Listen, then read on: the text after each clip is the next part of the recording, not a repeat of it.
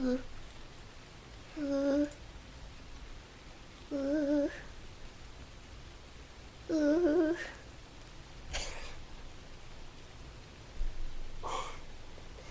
Hello.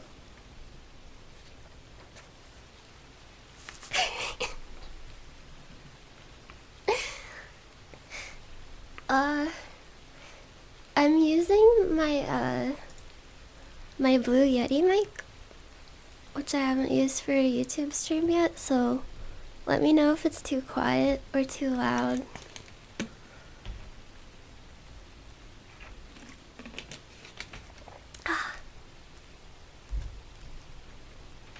So I did a poll because I wanted to do a stream where I just read a movie script because I thought it would be really wacky.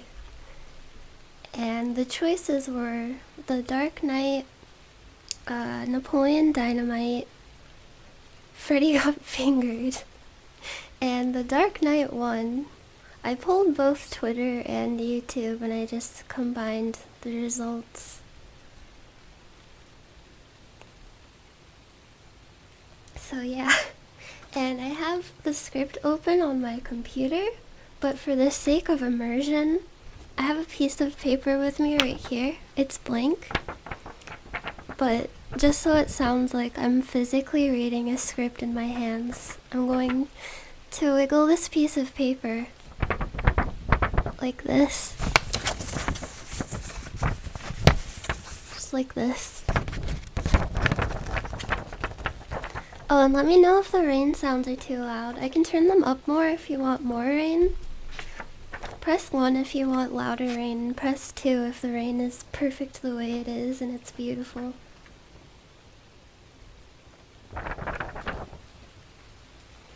If you wiggle the paper a little, it sounds like thunder.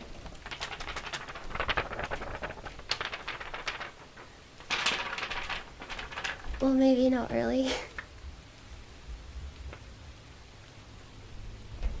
7 wasn't one of the numbers.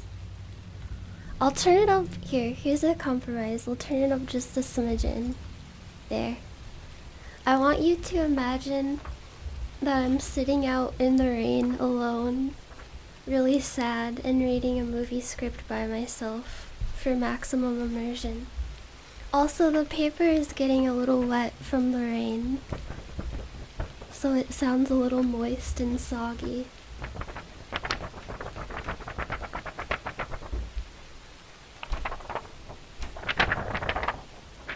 Oh, and if you hear any, like, creaky stomping noises from above, that's my neighbor walking around. I'm sorry if that ruins the immersion a little bit. I hope my neighbor doesn't hear me reading movie scripts alone in my room.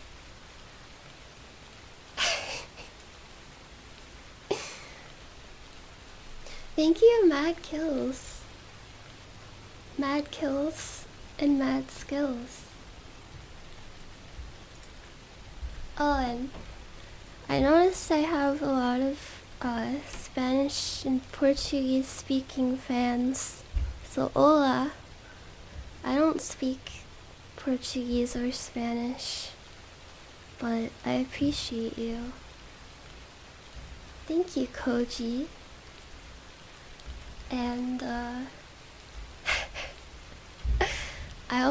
there's so many Russian people watching my videos. I don't know if you can understand my videos, but I translate some of the things they say in the comments, and it's always a lot of nice words. So, splasiba.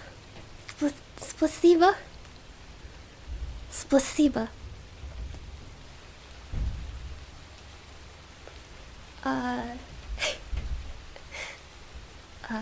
Привет, русский. Я не говорю по-русски. That means I don't speak Russian. I'm telling the truth. Fall asleep in the afternoon. It's the best time to fall asleep. We call it a cat nap. 'cause that's what cats do. I'm going to take over the world. Maybe.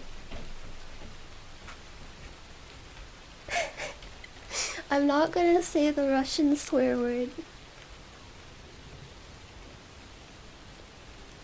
And, Ohayo gozaimasu to my Japanese fans. It's morning over there, isn't it?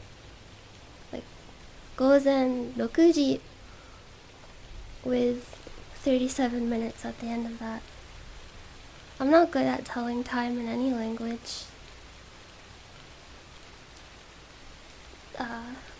Hola, Portugal?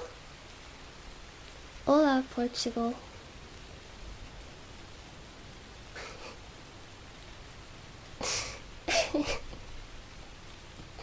Shukablyat. I hope there weren't any children watching just now.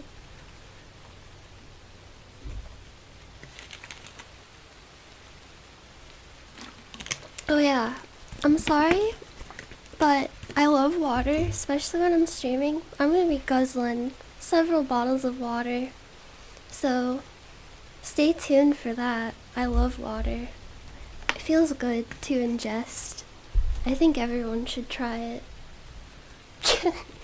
Killer Turd 117, thank you for that. Sleep on the job and you'll get a promotion.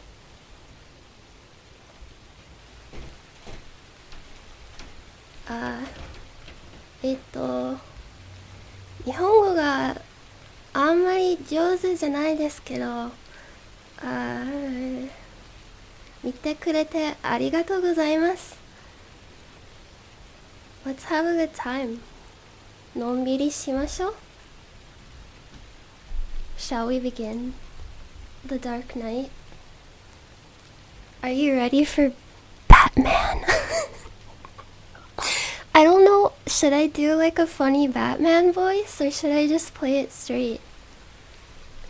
Or play it gay?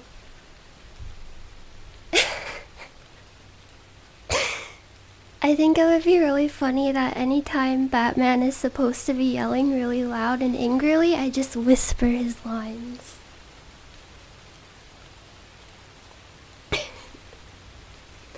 Thank you, Jerry.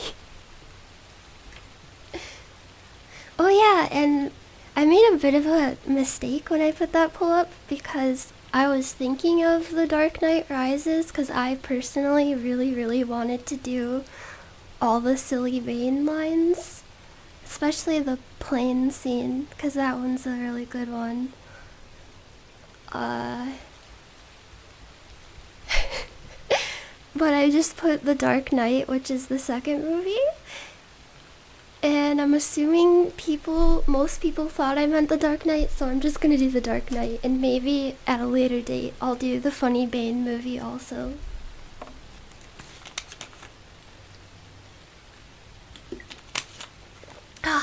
Okay. I'm shaking. I'm not used to streaming on YouTube. I usually stream on Twitch and I have a way smaller audience, so I'm more used to it. But when there's this many people watching, my body has like an allergic reaction to it and I start shaking all over.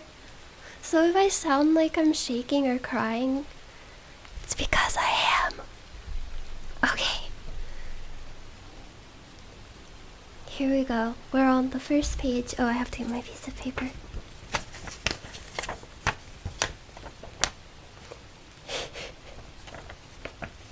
Let's get it. Let's get it! The Dark Knight by Jonathan Nolan and Christopher Nolan. Who are those guys? Story by Christopher Nolan and David S. Goyer. Batman created by Bob Kane. It says The Dark Knight, and it's like stretched out across the page in a really cool way. I wish you could see this. Maybe, should I like I don't know, I'm scared to show my screen because I might accidentally show like boob pictures or something. What if I accidentally show my desktop and you see my folder of totally not booby pictures? Totally not pictures of butts. You'll just have to follow along in your imagination. Here we go. I'm going to say a bunch of words into your ears starting now. Burning. Massive flames. I'm not gonna be able to read this without laughing, I'm sorry. A dark shape emerges, the bat symbol, growing, filling the screen with blackness. Cut to daylight, moving over the towers of downtown Gotham, closing in on an office building, on a large window, which shatters to reveal interior office high-rise day. A man in a clown mask, holding a smoking silenced pistol, ejects a shell casing. This is Dopey. His name is Dopey? I'm sorry. He turns to a second man, Happy, also in clown mask, who steps forward with a cable launcher, aims at a lower roof across the street, and fires a cable across. Dopey secures the line to an I-beam line, clamp on, sends a kit bag out, then steps out the window, exterior high-rise day. Into space. The men slide across the dizzying drop, landing on the lower roof across the street. A man on the corner, back to us, holding a clown mask. An SUV pulls up. The man gets in, puts on his mask. Inside the car, two other men wearing clown masks. Grumpy, 3 of a kind. Let's do this. One of the clowns looks up from loading his automatic weapon. Chuckles. That's it? 3 guys? Grumpy. There's 2 on the roof. Every guy is an extra share. 5 shares is plenty. Chuckles. 6 shares. Don't forget the guy who planned the job. Grumpy. Should I just keep reading these names? These clown names? Yeah, he thinks he can sit it out and still take a slice, then I get why they call him the Joker. Grumpy cocks his weapon. Bozo pulls the car over in front of the Gotham First National Bank. Dopey pries open an access panel. Why do they call him the Joker? I heard he wears makeup. Makeup? Dopey pulls out thick bundles of blue Cat 5 cables. Cat 5? Dopey. Yeah, to scare people. War paint. Grumpy, Chuckles, and Bozo get out of the car and march into the bank, carrying assault rifles. The security guard looks up. Grumpy fires into the ceiling. Customers scream. Chuckles cracks. The security guard cracks? As Grumpy and Bozo round up the hostages, one of the tellers presses a button mounted beneath her window. A silent alarm. Dopey watches the alarm ping his handheld. Here comes the silent alarm. Touches a button. And there it goes. That's funny. It didn't dial out to 911. It was trying to reach a private number. Behind him, Happy raises his silenced handgun. Is it a problem? No, I'm done here. Happy shoots. Dopey slumps. Happy picks up his bag and forces open the roof access door. and speeds down the stairs to the basement. He slams open the door and comes face to face with a huge vault. It's funny, I haven't seen this movie in like 3 years, but I can still imagine all this in my head. Anyway, Bozo and Grumpy move down the line of hostages. Bozo hands each hostage objects from a bag, a grenade. Grumpy follows, pulling the pins. Obviously, we don't want you doing anything with your hands other than holding on for dear life. Blam!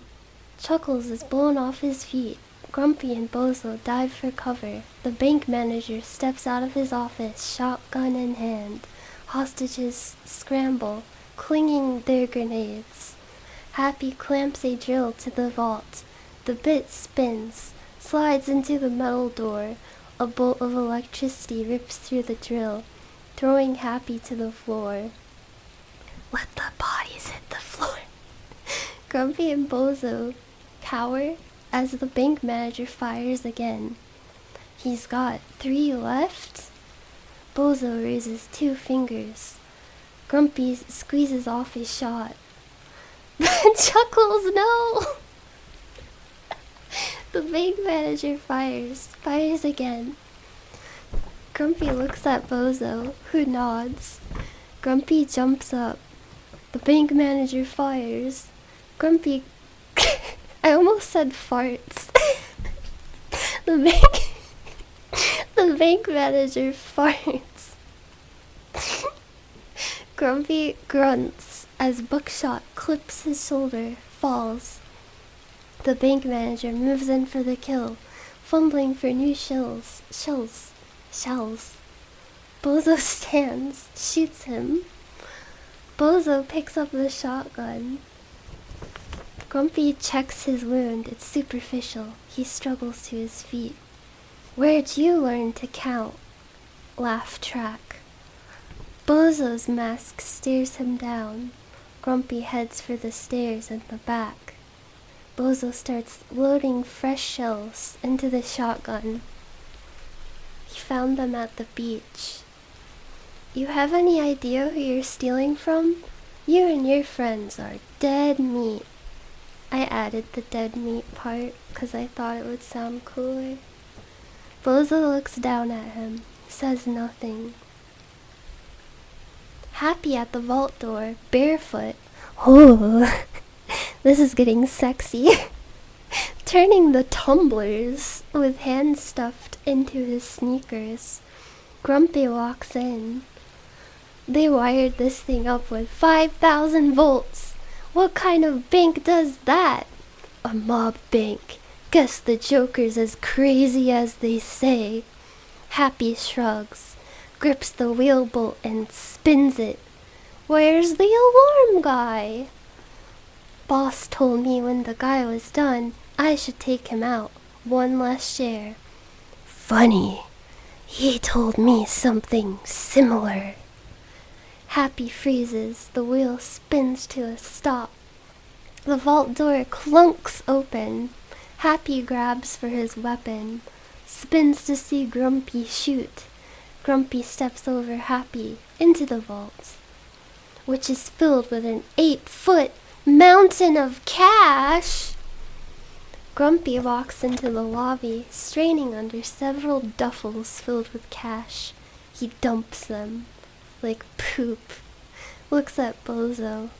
Laughs. Come on, there's a lot to carry. Bozo walks back into the lobby. These names! With 2 more duffels.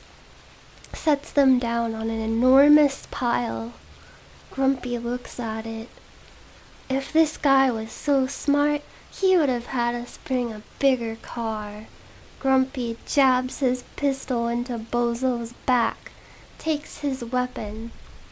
I'm betting the Joker told you to kill me soon as we loaded the cash. Bozo shakes his head. No, I killed the bus driver. I wish I could turn into Bowser. Never mind. Bus driver, what bus? Bozo steps backwards, smash. Hostages scream as the tail end of a yellow school bus rockets through the front of the bank, slamming Grumpy into the teller's window. Bozo picks up Grumpy's weapon. Another clown opens the rear door of the bus. Bozo shoots him, then loads the bags onto the bus. The wounded bank manager watches him. In the distance, sirens. Think you're smart, huh? Well, the guy who hired you's just do the same to you. Bozo slowly shakes his head. Sure you will. Criminals in this town used to believe in things. Bozo turns back to the bank manager, crouches over him. Honor, respect. What do you believe, huh? What do you believe? Joker slides a grenade into the man's mouth. A purple thread is knotted around the pin. I believe... I'm sorry. I believe that what doesn't kill you. Bozo pulls off his mask. The bank manager gasps. In the reflections of the glass debris behind the bank manager, we see glimpses of a scarred mouth and the clown makeup. The Joker simply makes you stranger. The bank...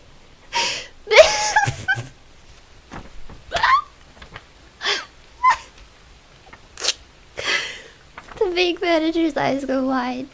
The Joker rises, strolls toward the bus, the purple thread attached to the grenade pin, unraveling from the purple lining of his jacket. As he walks, the Joker climbs into the bus, shuts the rear door, trapping the purple thread. Oh no. I had a hiccup. Exterior, school, Gotham, day. Kids pour out, heading onto a long line of school buses. As the bus pulls out, the purple thread pulls the pin. Hostages scream and scurry away from the bank manager, who shakes with fear as, with a fizz, the grenade does not explode, but spews red smoke. The school bus pulls free of the bank wall and pulls out onto the street, sliding into the line of identical buses heading past the bank. The buses trundle past cop cars racing up the street, and we cut to, from the top of a brick building, a shaft of light comes on. A patrolman looks up at the bat signal, smiles. A dealer standing beside a car spots the signal, steps back. No, man, I don't like it tonight, the dealer says. Buyer, what are you, superstitious? You got more chance of winning the Powerball than running into him.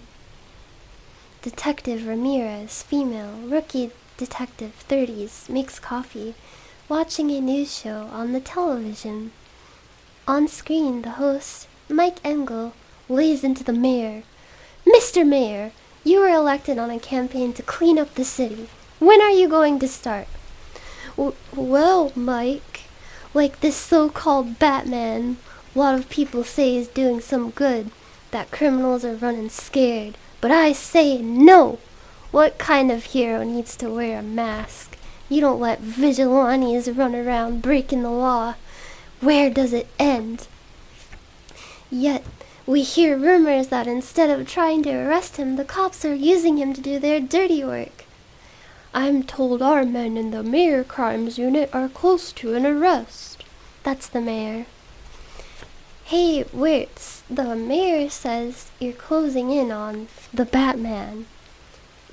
Wirtz looks up, listless, crumples up a paper. The investigation is ongoing. He throws the paper at the trash. It rebounds off a board headed Batman Suspects, lined with pictures. Abraham Lincoln, Elvis, the Abominable Snowman. Was that really in the movie? Ramirez comes out onto the roof. Lieutenant Gordon sits by a searchlight. She hands Gordon a cup of coffee. Ever intending to see your wife again, Lieutenant? I thought you had to... Oh, fuck. There's only so many male voices I can do, okay? That sounds more like Batman than Lieutenant Gordon.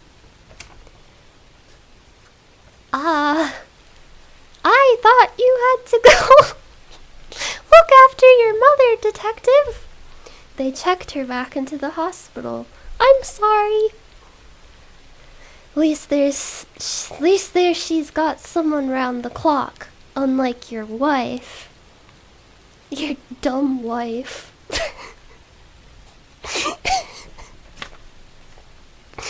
Looks at bat signal. He hasn't shown. Gordon gets up, looks into the sky at the bat signal. Often doesn't, but I like reminding everybody that he's out there. Why wouldn't he come? Hopefully, because he's busy. 2 black SUVs pull onto the top floor. A large man emerges. The Chechen. A bodyguard points at the sky. The Chechen peers up at the bat signal, shrugs. Chechen. That's why we bring dogs. Bodyguard too. I have a lot of spit in my mouth. Sorry if that's TMI.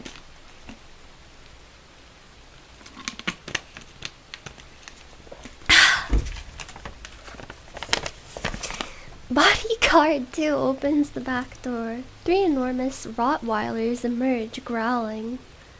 Oh, these are some heckin' good doggos. The Chechen crouches, kissing the dogs. Chechen, my little princes. 2 bodyguards. The Batman's invisible to you fools, but my little princes, they can find human meat in complete darkness. The Chechen moves to the second SUV, reaches in and drags out a skinny, wild-eyed junkie by his hair. No, get him off me. That's the junkie. I hope you like my characterization. The Chechen drags the junkie towards a battered white van. The van's rear donks open. 2 armed thugs emerge carrying barrels. A third hovers in the dark interior. Look what your drugs did to my customers. A voice, buyer beware. The figure emerges, Scarecrow, wearing his mask. I told your man my compound... Oh, he's wearing a mask, hold on. I told your man my compound would take you places. I never said there'd be places you wanted to go. My business is repeat customers. If you don't like what I have to offer, buy from someone else. Assuming Batman left anyone else to buy from. I sound like I have a cold. The Chechen frowns. The dogs start barking. Woof! Woof! Bark, bark! The bodyguard is nervous. He's here! A burly thug at the periphery is suddenly sucked into the darkness. God, I wish that were me. In his place, a shadow straightens, revealing pointed bat ears against the glittering skyline.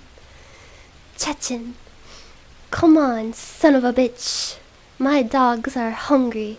Pity there's only one of you. A bodyguard to the side disappears with a scream. Ah! And a second bat shadow appears.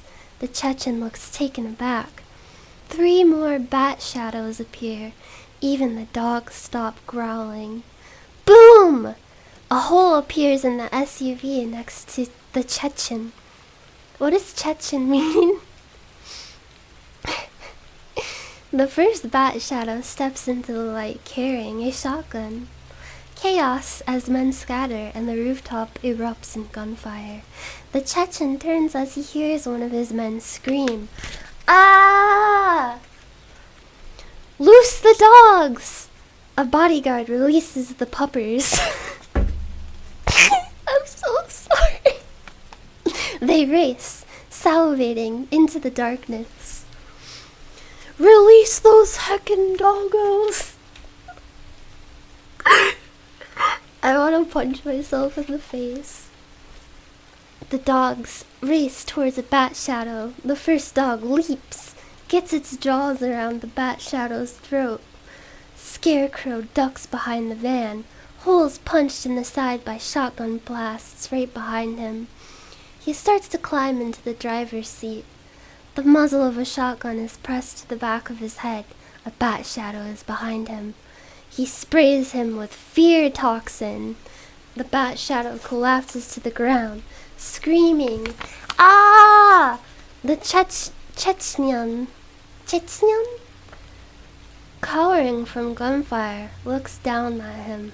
Is he from Czechoslovakia? Oh, here's Scarecrow talking again. "Not the real thing." "How you know?" "We're old friends."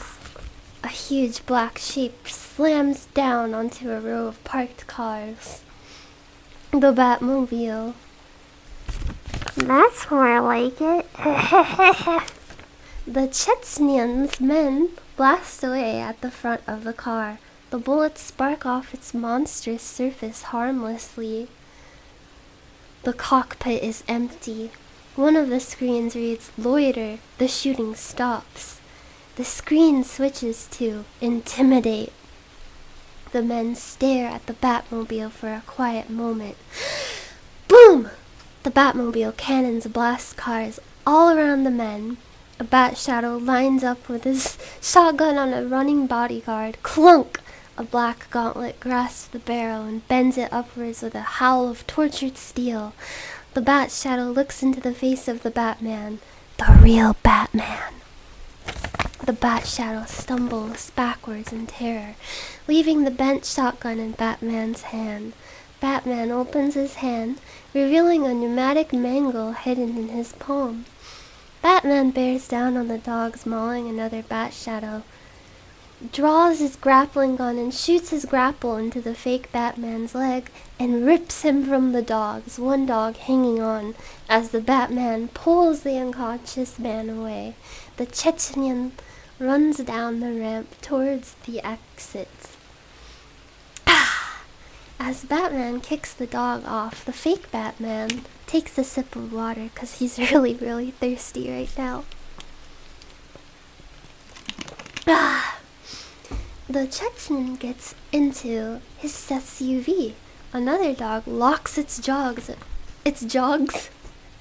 The dog locks its jogs around Batman's forearm, ripping, tearing. Batman swings the dog over his head, smashing it against the ground, its jaws open. That's sad. Please don't hurt the dogs. Batman rises, an engine races behind him. He can't turn in time. Blam! He's slammed sideways by the speeding van. Scarecrow, driving, nods at him and hits the gas. Batman raises his hand, revealing his jointed mangle and pistons. The mangle straightens and rotates from his palm to the knife edge of his opened hand.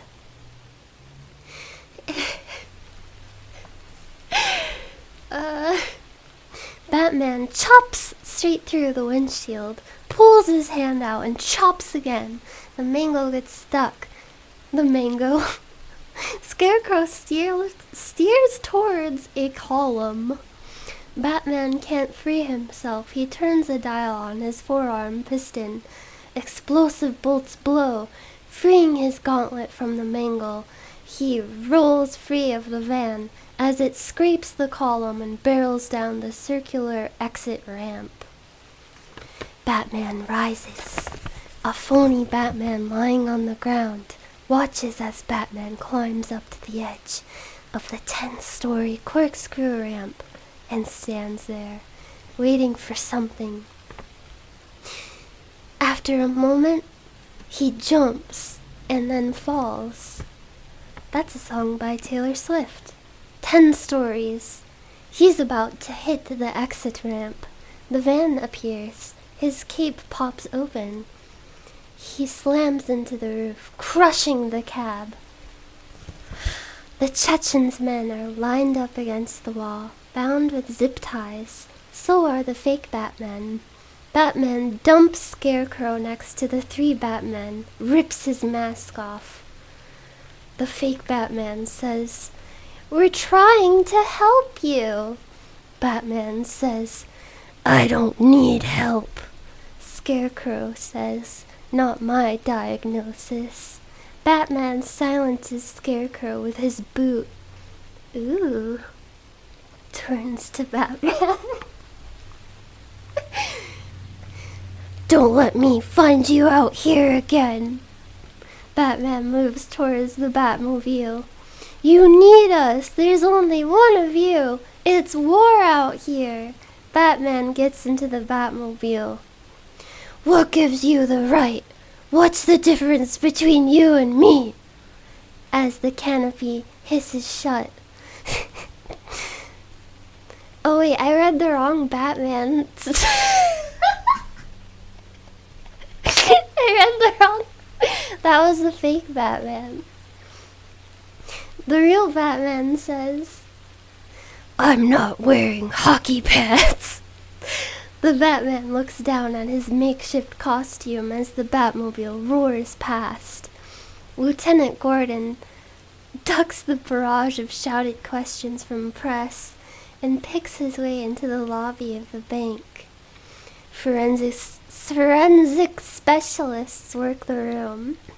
Ramirez hands Gordon prints, indicates the surveillance cameras. He can't resist showing us his face. Gordon looks at the grainy blow-up of the Joker's face. Oh, thank you, Light and Darkness. Sweating clown makeup plastered thick around the mouth. "Put this out. By morning we can put a big top over Central Holding and sell tickets. What's he hiding under that makeup?" Gordon approaches a forensic photographer shooting Grumpy's body. Gordon crouches to look at his clown mask. Batman steps from the shadows. Gordon nods at Ramirez. "Give us a minute, please, people." The forensic team and Ramirez leave. Gordon hands Batman the blow-up of the Joker. Him again. Who are the others?" "Another bunch of small-timers." Batman pulls a device from his belt, moves to the bundles of cash scattered near the clown's body. The device pings. Batman picks up a bundle, hands it to Gordon. "Some of the marked bills I gave you." "My detectives have been making drug buys with them for weeks. This bank was another drop for the mob. That makes 5 banks. We found the bulk of their dirty cash. Time to move in." Gordon waves the photo. What about this? What about this Joker guy?" "One man or the entire mob. He can wait." "We'll have to hit all the banks simultaneously. SWAT teams, back up." Sounds like Mickey Mouse. Gordon holds up the bundle of banknotes.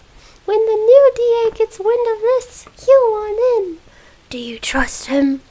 "Be hard to keep him out." Gordon bags the cash.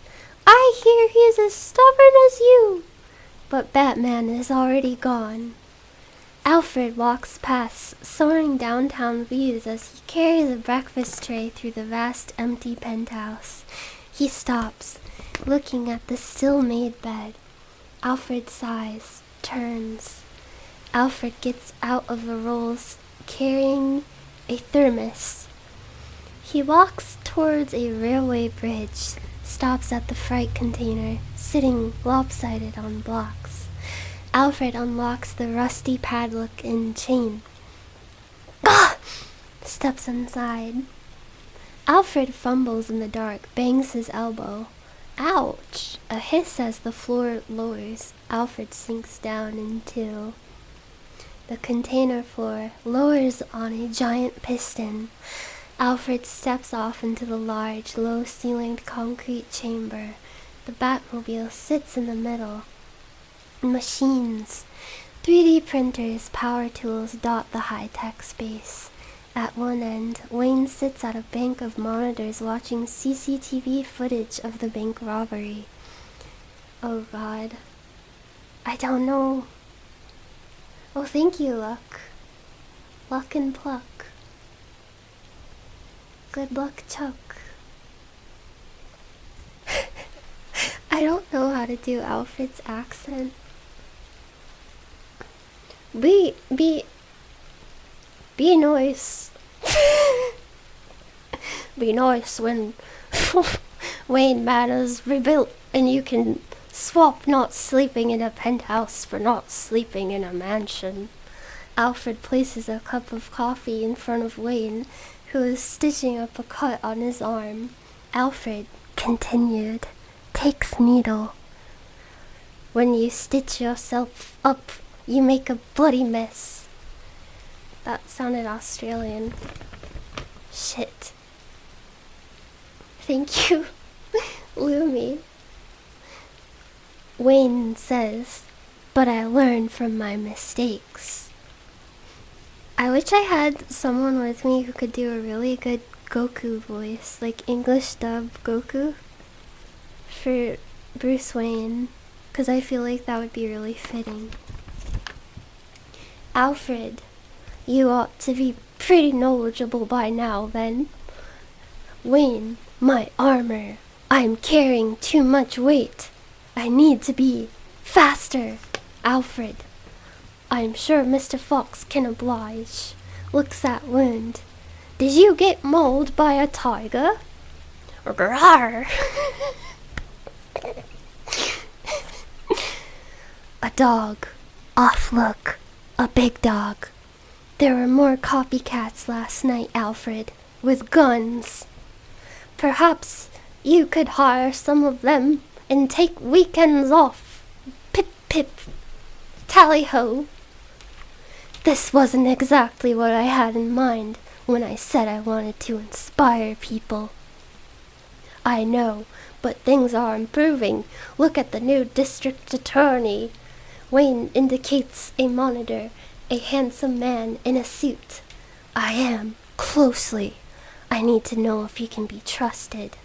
Alfred looks at other images. The DA at a meeting, campaigning, helping someone out of a cab. Rachel. Are you interested in his character, or his social suckle? Who Rachel spends her time with is her business. Well, I trust you're not following me on my day off. If you ever took one, I might. Alfred bites the thread, examines his stitches, looks at the scars crisscrossing Wayne's shoulders, and blushes. I added that last part. Know your limits, Master Wayne. Batman has no limits. Well, you do, sir. I can't afford to know them. I need water. Water good. And what happens the day you find out? We all know how much you like to say, I told you so. That day, Master Wayne, even I won't want to, probably. Harvey Dent bursts into the courtroom. Blah, blah, blah, blah, blah, blah. Assistant DA, Rachel Dahl. Oh my god, how do you say her last name? Rachel Dahl. Rachel Dahl. Look up, annoyed. Sorry I'm late, folks. Rachel leans into Dent. speaking under her breath. Where were you? Where were you? Worried you'd have to step up? I know the briefs backwards. Dent pulls a large silver dollar out of his pocket, grins. Well then, fair's fair. Heads, I'll take it. Tails, he's all yours. Dent flips, shows it to Rachel. I just imagine that he, physically did a flip, with his body. He just doesn't flip through the court. You're flipping coins to see who leads? My father's lucky coin. As I recall, it got me my first date with you. I'm serious, Harvey. You don't leave things like this to chance. I don't. I make my own luck. Dent looks across at the defendant, Sal Maroney. Maroney? Macaroni? I thought the DA just played golf with the mayor, things like that. Dent. Tee-off's 1:30. More than enough time to put you away for life, Sally. The bailiffs lead a thin man into the witness box. Rossi. Rossi takes a sip of water. Oh, great! Now's my time to shine. Dent works the room. With Carmine Falcone and Arkham, someone must have stepped up to run the so-called family. Rossi nods. Is this man in the courtroom today? Rossi nods again. Could you identify him for us, please? Dent turns to Maroney, who's poker-faced. Dent smiles. Rossi. You win, counselor. It was me. Dent's smile disappears. He turns back to Rossi. I've got a sworn statement from you that this man, Salvatore Maroney, is the new head of the Falcon crime family. Maroney? He's a fall guy. I'm the brains of the organization. Laughs from the gallery. Ha ha ha ha ha. Dent turns to the judge. Permission to treat the witness as hostile? Hostile? I'll show you hostile. Rossi jumps up and does the Gangnam style on top of the podium, and everybody claps.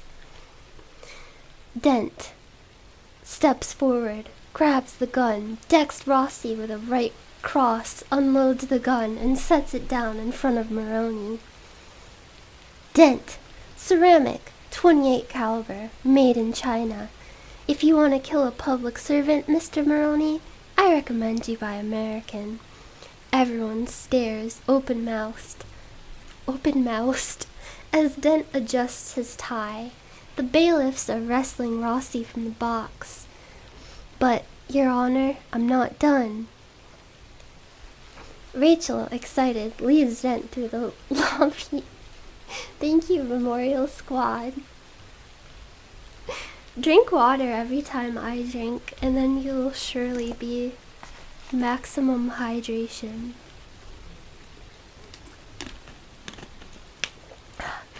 I can't even follow the story, and I'm reading it. It's hard. There's a lot going on. We'll never link the gun to Maroney, so we can't charge him, but I'll tell you one thing. The fact they tried to kill you means we're getting to them. Glad you're so pleased, Rachel. I'm fine, by the way. Rachel turns to Dent, smooths his lapels. Harvey, you're Gotham's DA. If you're not getting shot at, you're not doing your job. Smiles. Of course, if you said you were rattled, we could take the rest of the day. Can't. I dragged the head of the major crimes unit down here. Jim Gordon? He's a friend. Try to be nice. Gordon stands as Dent enters. The two men shake. They just start vibrating uncontrollably. They're shaking. Word is you've got a hell of a right cross. Shame Sal's going to walk. Well, good thing about the mob is they keep giving you second chances. Dent picks up a bundle of bills from the heist. Lightly irradiated bills. Fancy stuff for a city cop. Have help? Oh god, I have a hiccup. Oh, I need help. Thank you, Andre. I cannot read Russian, but thank you so much for that. Spasiba.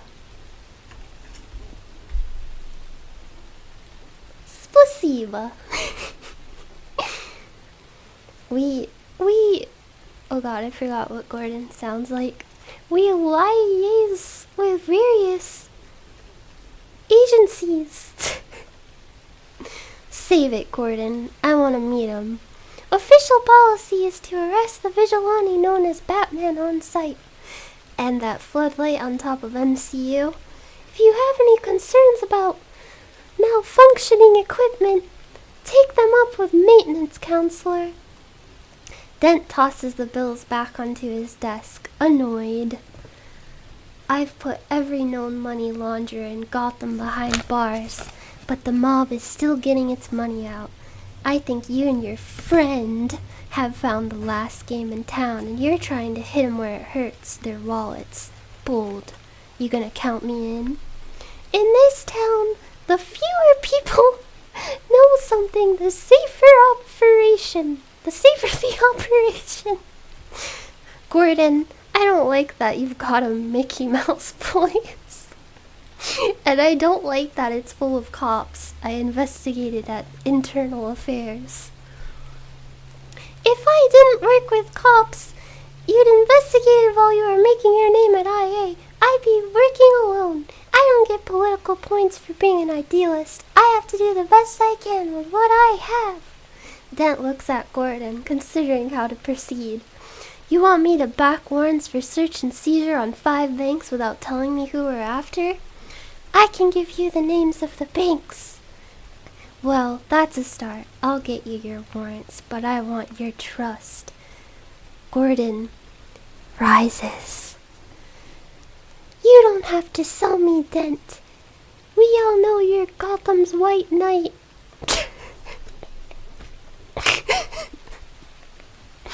Dent grins. I hear they've got a different nickname for me down at MCU. Gordon smiles. Lucius Fox, CEO of Wayne Enterprises, and the board listened to LAU 40's CEO of LSI. Oh, it's Lau 40's CEO of LSI Holdings. I can't read.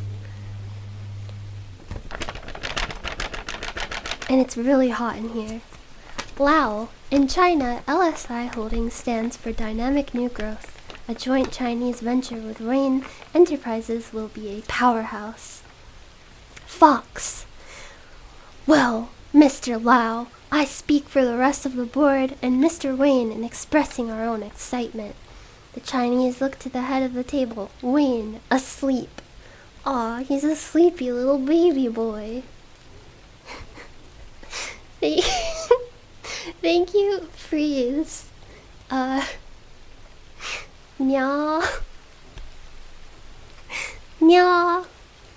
Kawaii. Fox shows Lau to the elevator. He's joined by Reese, 30s, an ambitious M&A consultant lawyer. It's okay, Mr. Fox. Everyone knows who really runs Wayne Enterprises. Fox, we'll be in touch as soon as our people have wrapped up the diligence. The elevator doors close. Reese frowns. Reese, sir, I know Mr. Wayne's curious how his trust fund gets replenished, but frankly, it's embarrassing. Fox heads for his office, Reese in tow. Reese's puffs. Fox, you worry about the diligence, Mr. Reese. I'll worry about Bruce Wayne. It's done. The numbers are solid. Fox, Smiles. Do it again. Wouldn't want the trust fund to run out, would we? Wayne is standing by the window. Another long night? Wayne smiles. This joint venture was your idea and the consultants love it, but I'm not convinced. LSI's grown 8% annually like clockwork. They must have a revenue stream that's off the books. Maybe even illegal. Okay, cancel the deal. Fox looks at Wayne. You already knew. I needed a closer look at their books. Fox looks at Wayne, wry. Anything else you can trouble me for? I need a new suit. Fox looks him over and blushes. 3 buttons is a little 90s. I'm not talking about fashion, Mr. Fox, so much as function. Wayne pulls some diagrams. Fox looks them over. Fox, you want to be able to turn your head? Sure make backing out of the driveway easier. I'll see what I can do. Rachel and Dent at a table. Dent looks a little intimidated by the surroundings. It took 3 weeks to get a reservation, and I had to tell them I worked for the government. Really? This city health inspector's not afraid to pull strings. Rachel smiles. Then, over Dent's shoulder, she sees Wayne enter, accompanied by a beautiful woman. Ooh! Dent.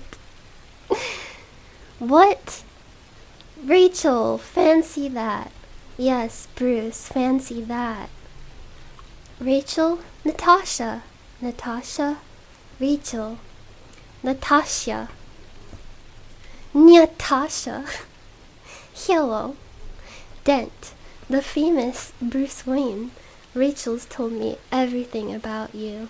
I certainly hope not. Bruce, this is Harvey Dent. I'm fucking him. Let's put a couple tables together. I don't know if they'll let us. They should. I own the place. For how long? About 3 weeks? How'd you know? Natasha, aren't you... ... prima ballerina for the Moscow Ballet. Harvey's taking me next week. Thank you, Brandon B.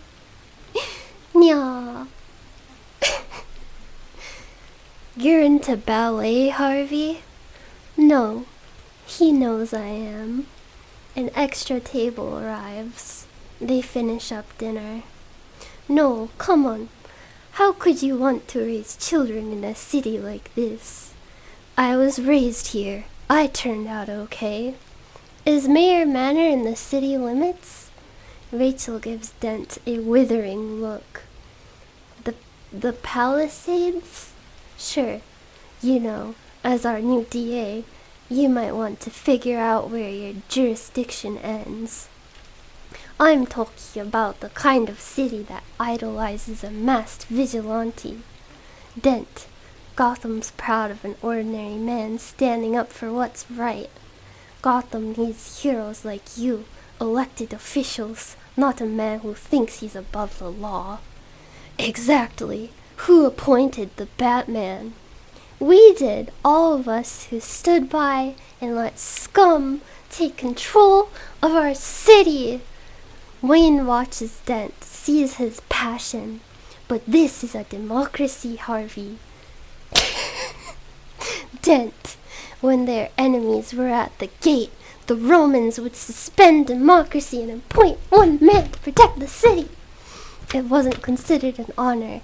It was considered public service. Rachel, and the last man they asked to protect the Republic was named Caesar. He never gave up that power. Thank you again, Andre. A good long privyet. Privyet! Privyet! Was that really long? Democracy! Well, I guess you either die a hero, or I guess you either diarrhea. I guess you either diarrhea. I'm sorry. I'm getting way too zany. I guess you either die a hero, or you live long enough to see yourself become the villain. He said the thing. He said the quote. He said it. Okay, I think we're done here. It's been an hour. Look, whoever the Batman is, he doesn't want to spend the rest of his life doing this. How could he? Batman's looking for someone to take up his mantle. Someone like you, Mr. Dent. Maybe, if I'm up to it. Natasha reaches up and covers the top half of Dent's face. Foreshadowing. But what if Harvey Dent is the caped crusader? Dent, if I were sneaking out every night, someone would have noticed by now. Dent takes Rachel's hand. Rachel glances at Wayne. Awkward. Well, you've sold me, Dent. I'm gonna throw you a fundraiser. That's nice of you, Bruce. But I'm not up for re-election for 3 years. That stuff won't start for... I don't think you understand. One fundraiser with my pals, you'll never need another cent. A line of high-end autos dispenses well-dressed gangsters. The Chechen walks through a metal detector manned by 2 Chinese. A lean African-American man, 50s, is being wanded. This is Gamble. He nods at the Chechen, wary. Gotham's most notorious gangsters. A door opens, and 2 burly Chinese men enter carrying a TV. They set it down on the end of the table. Crime Boss! The hell is this? The screen flickers to life. Lao. The room erupts. Lao, on TV. Gentlemen, please, as you're all aware, one of our deposits was stolen. A relatively small amount. 68 million. Chechen, who's stupid enough to steal from us? Lao, I'm told the man who arranged the heist calls himself Joker. Who the hell is that? 2-bit whack job wears a cheap purple suit and makeup. He's not the problem, he's a nobody. Looks at Lao. The problem is our money being tracked by the cops. Murmurs of surprise. Thanks to Mr. Maroney's well-placed sources, we know that police have indeed identified our banks using marked bills and are planning to seize your funds today. I keep forgetting to hold the paper. Lip gloss, why are you typing in Russian? What are you saying? Meow. I also like Batman. I wish I was Batman. I wish I was strong. This rain noise is making my brain feel nice. Wait, where was I? Everyone starts shouting at once, and it sounds like this. Blah blah blah blah blah blah blah blah blah blah blah blah blah blah blah blah blah blah. Gordon sits in a SWAT van outside a bank. Stevens is outside another. Ramirez the third. SWAT teams check weapons and prepare move. Lau waits for the noise to subside. Chechen, you promised safe, clean money launder. With the investigation ongoing, none of you can risk hanging on to your own proceeds. And since the enthusiastic new DA has put all my competitors out of business, I'm your only option. So what are you proposing? Moving all deposits to one secure location, not a bank. Where then? Obviously, no one can know but me. If the police were to gain leverage over one of you, everyone's money would be at stake. What stops them getting to you? As the money is moved, I go to Hong Kong, far from Dent's jurisdiction, and the Chinese will not extradite one of their own. From the back of the room comes laughter. It grows and grows. until it fills the room. Hold on, I have to act this out. I'm going to get up from my chair and go far away, so it sounds like the laughter is coming closer and closer. Get ready for this. This is superb acting. Ow!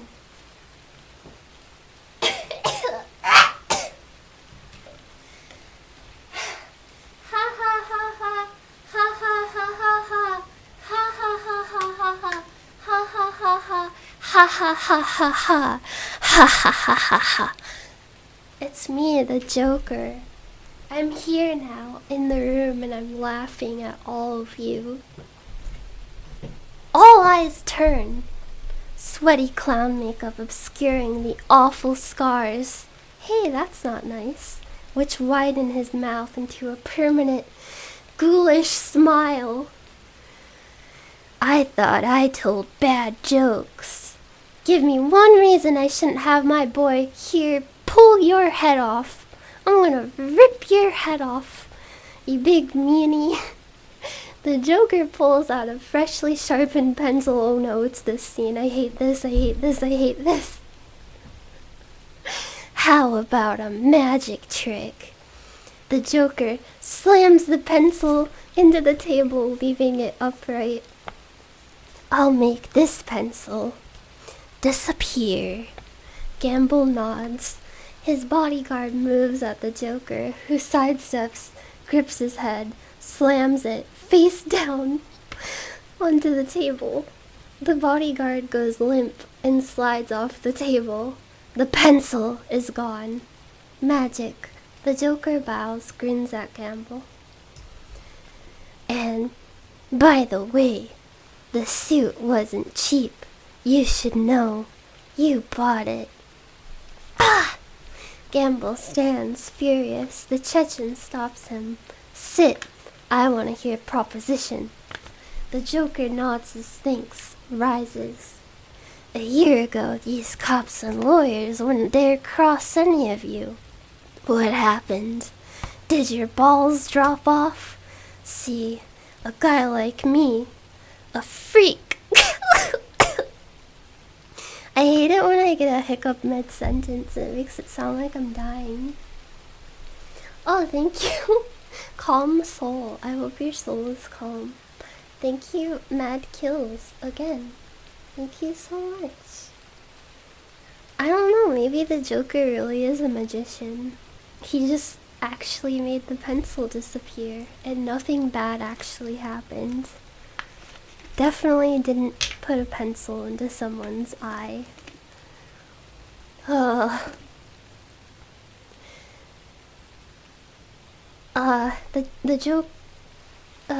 guy laughs at the Joker. That was confusing. Which the Joker tries to ignore. A guy like me, I know why you're holding your little group therapy session in broad daylight. I know why you're afraid to go out at night. Batman. He's shown Gotham your true colors, and Dent's just the beginning. And as for his so-called plan, Batman has no jurisdiction. He'll find him and make him squeal. I can tell the squealers every time. What you propose? It's... He's gonna say it. Everybody get ready. He's gonna say it. Oh my god. Here it comes. It's simple. Kill the Batman. Jeers. Laughter. Ha ha ha ha. If it's so easy, why haven't you done it already? Like my mother used to tell me, if you're good at something, never do it for free. How much you want? Half. Laughter. Ha ha ha ha ha ha ha ha. The Joker shrugs, rises. You don't deal with this now. Soon Gamble won't even be able to get a nickel for his grandma. Enough from the clown. Gamble gets up, moving at the Joker, who casually opens his coat, revealing explosives wired to his chest. Gamble stops. Let's not blow this out of proportion. Gamble stares at the Joker. Hard. Hard? You think you can steal from us and just walk away? I'm putting the word out. 500 grand for this clown dead. 1,000,000 alive, so I get to teach him some manners first. The Joker shrugs, turns to the assembled. Let me know when you change your minds. The Joker strolls out. Maroney turns to Lau. How soon can you move the money? Gordon hurries up the steps to a bank. SWAT teams rush the various banks. I already have. A Chinese man finishes loading a tractor trailer with cash boxes.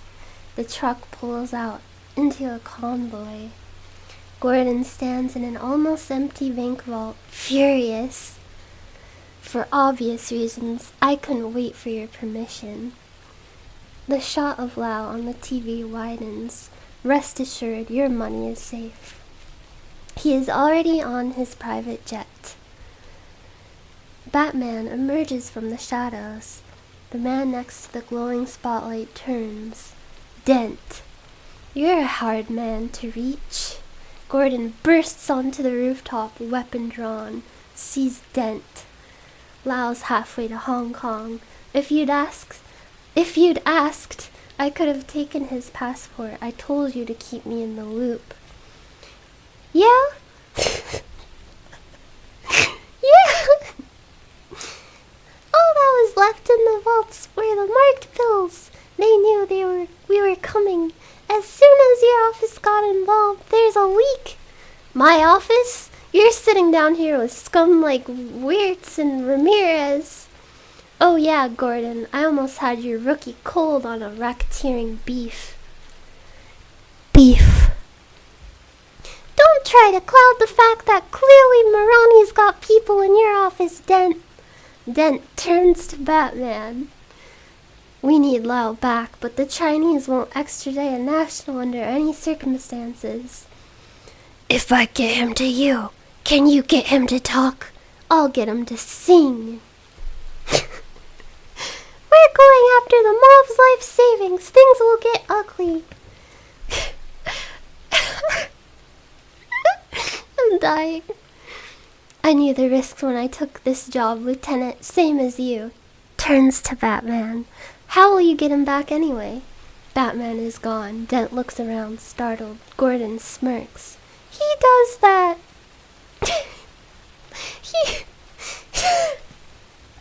Fox gets up from behind his desk. Our Chinese friend left town before I could tell him the deal is off. I'm sure you've always wanted to go to Hong Kong. Fox opens the door to a private elevator. Fox turns a key. What's wrong with a phone call? I think Mr. Lau deserves a more personal touch. Fox leads Wayne off the elevator and into the vast space. Fox. For high altitude jumps, you need oxygen and stabilizers. I must say, compared to your usual requests, jumping out of an airplane is pretty straightforward. Thank you. I'll hang out maker. Lucius stops at a cabinet, pulls open a drawer, and hauls out an oxygen tank and ribbed rubber hosing. Wayne, how about getting back into the plane? Fox. I can recommend a good travel agent. Without it landing. Womp womp womp. That's more like it, Mr. Wayne. He shuts the drawer, moves off, thinking. I don't think I have anything here. The CIA had a program in the 60s for getting their people out of hot spots, called Skyhook. Skyhook! Now, Fox opens a cabinet to reveal components of a new bat suit. Armored plating secured to mesh. Wayne lifts an arm. Hardened Kevlar plates on a titanium-dipped fiber tri-leaf for flexibility. Wayne examines double blade scallops on the gauntlet. I need water so bad.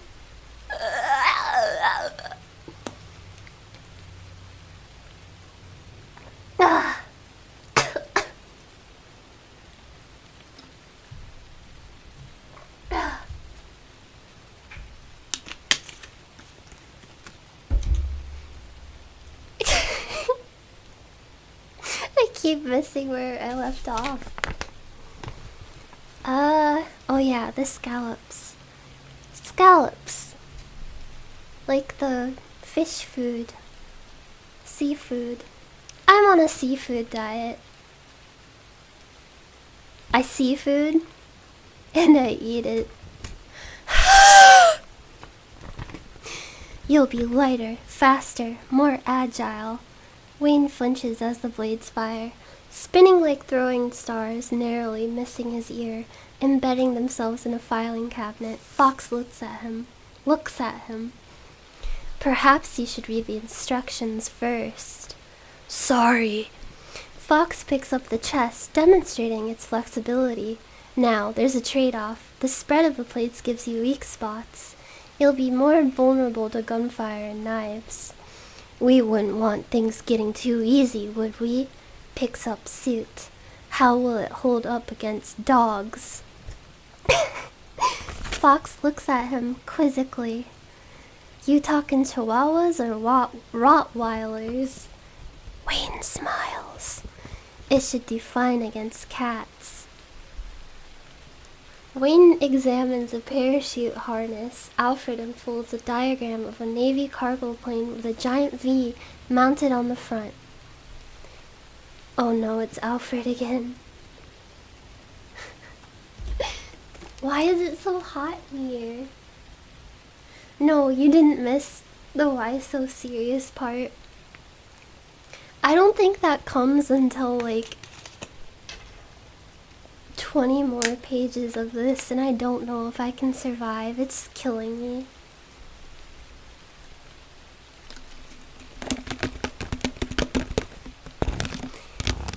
Do you like do you like the sound of my fingernail tapping the water bottle?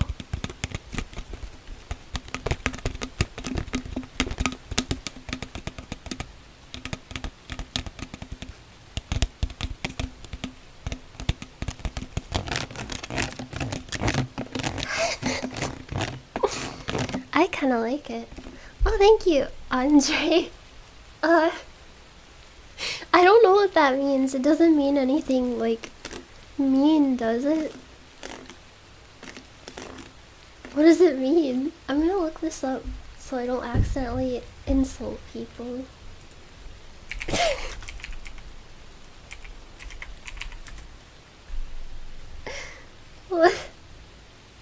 What does it mean?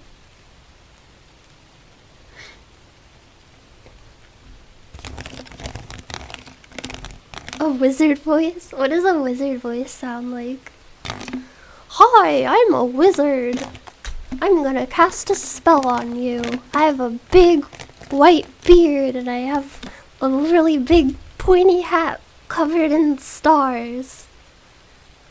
Bibbidi boppity boo. Bitch.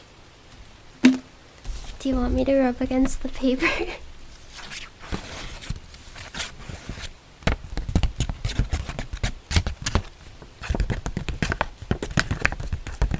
Why am I still alive?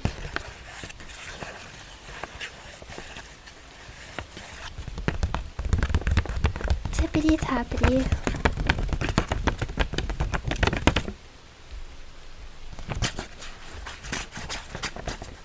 Dumbledore. I'm sorry about my wizard prejudice.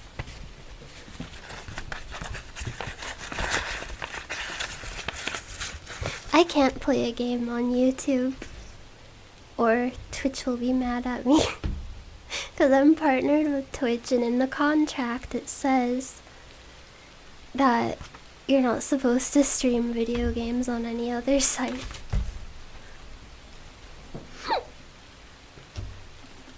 It would be like cheating on my Twitch girlfriend.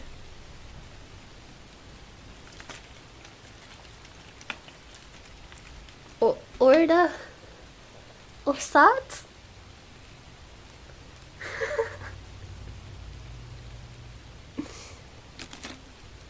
I love paper.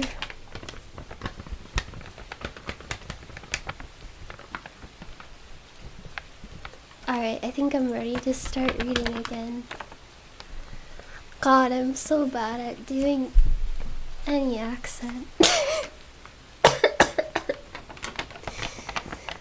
Alright, Alfred is here. Alfred swaggers into the room.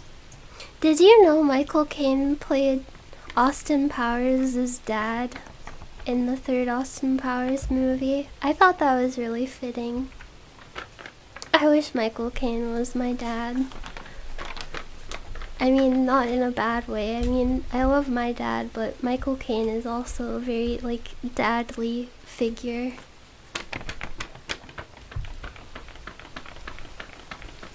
I wish I was Austin Powers. I wish I was a sexy British man with a hairy chest and Michael Caine is my dad. It's really hot in here.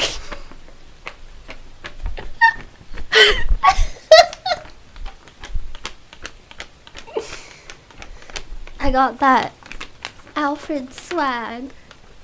Michael Caine. I found one in Arizona. Very nice man, says it will take him a week to get it running, and he takes cash. What about a flight crew? Wayne.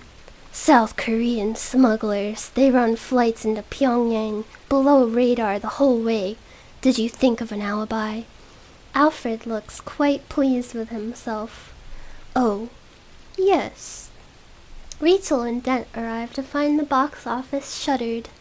A sign, performance cancelled, and newspaper stories taped to the glass. Over a picture of Bruce Wayne on a yacht. Love boat, billionaire absconds with entire Moscow ballet. Oh, he did that. Bruce Wayne out here wildin'. I'm never hot. I'm just slightly sweaty.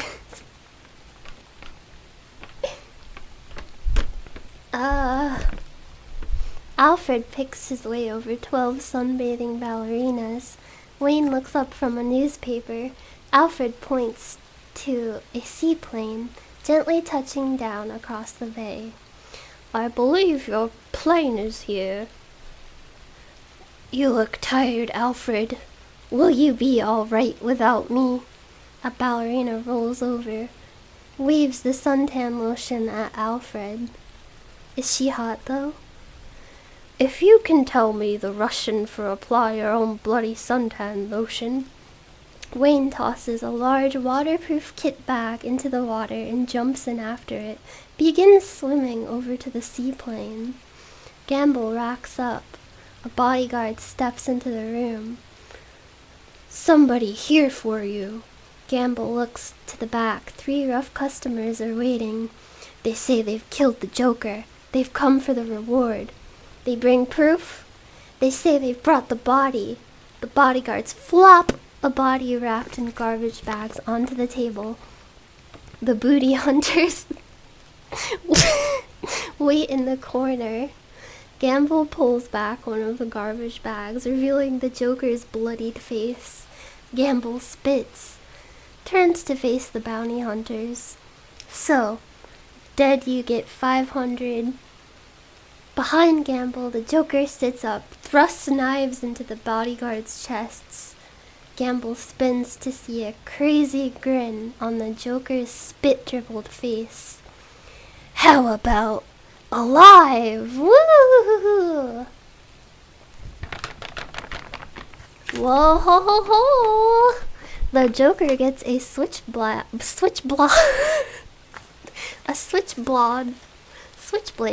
in Gamble's mouth, sharp metal pulling the cheek taut. The bounty hunters subdue the remaining bodyguards. Wanna know how I got these scars? My father was a drinker and a fiend. He'd beat Mommy right in front of me. One night he goes off crazier than usual. Mommy gets the kitchen knife to defend herself. He doesn't like that. Not one bit. Oh yeah, he has to lick his cheek a lot, like. The Joker tugs Gamble's cheek with the blade.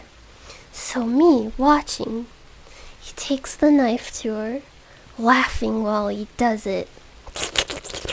Turns to me and says, "Why so serious? We live in a society." Comes at me with the knife. "Why so serious?" Sticks the blade in my mouth. Let's put a smile on that face. And the Joker looks up at the ashen faces of the remaining bodyguards, smiles. "Why so serious?" The Joker flicks his wrist. The bodyguards flinch as Gamble goes down. The Joker turns to them. "Now, our organization is small, but we've got a lot of potential for aggressive expansion. So, which of you fine gentlemen would like to join our team?" The 3 bodyguards all nod. The Joker snaps a pool cue. "Only 1 slot open right now." It's my butthole.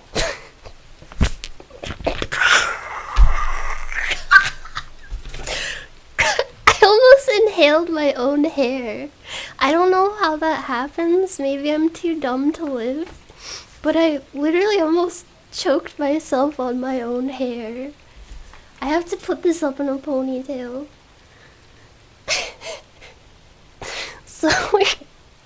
So we're going to have tryouts. The Joker drops the broken cue in the middle of the men. "Make it fast."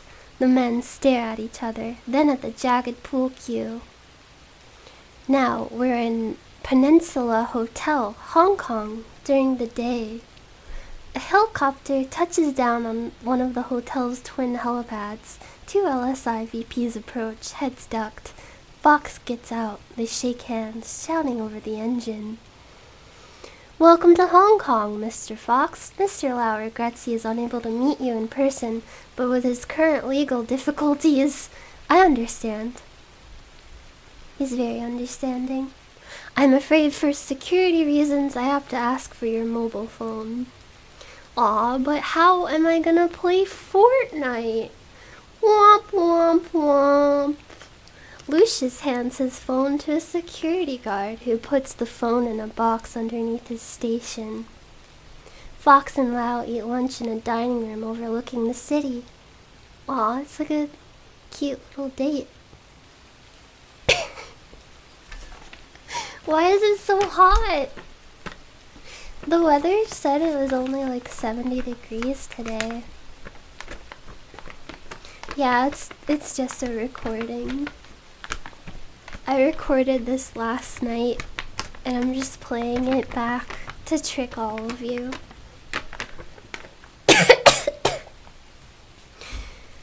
I'm dying in real life. Ah, fork knife. I must apologize for leaving Gotham in the middle of our negotiations. This misunderstanding with the Gotham police force. I couldn't let such a thing threaten my company. A businessman of your stature will understand, but with you here, we can continue. Well, it was good of you to bring me out here in such style, Mr. Lau, but I've actually come.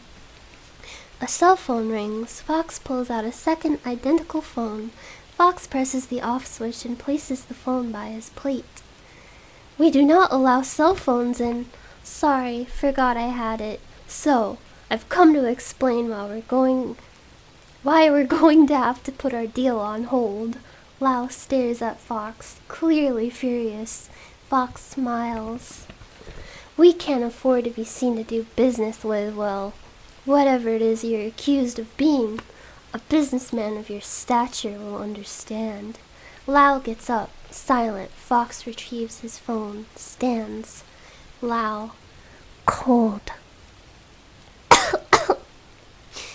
I think, Mr. Fox, that a simple phone call might have sufficed.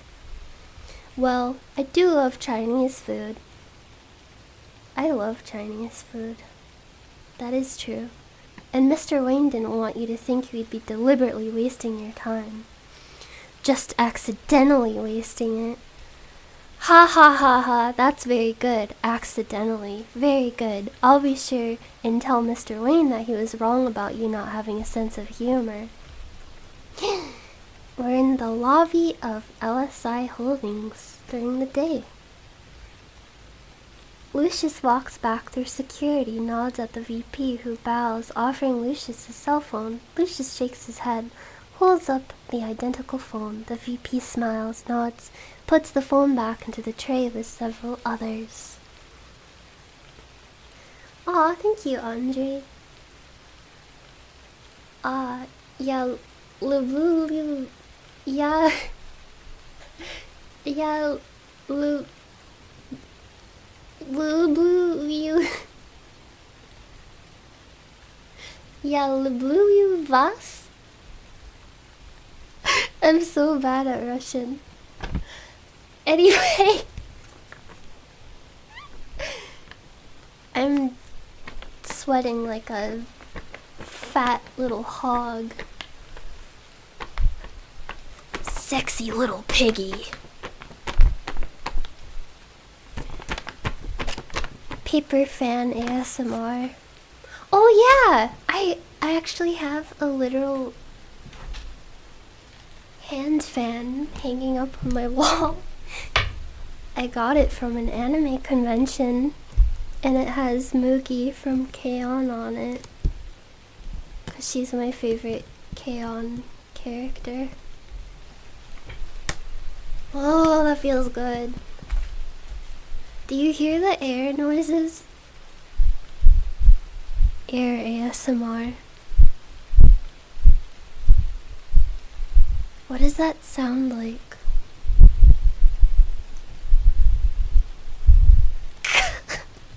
Thank you, Kronos Viper. Gordon. Oh, you know what? Freddy Got Fingered also has a character named Gordon in it. Maybe they're the same person.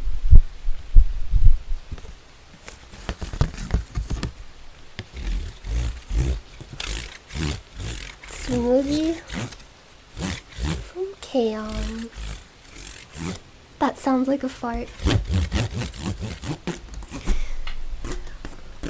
Everybody on Thursday, go to McDonald's and ask for a Fortnite burger. It'll be crazy.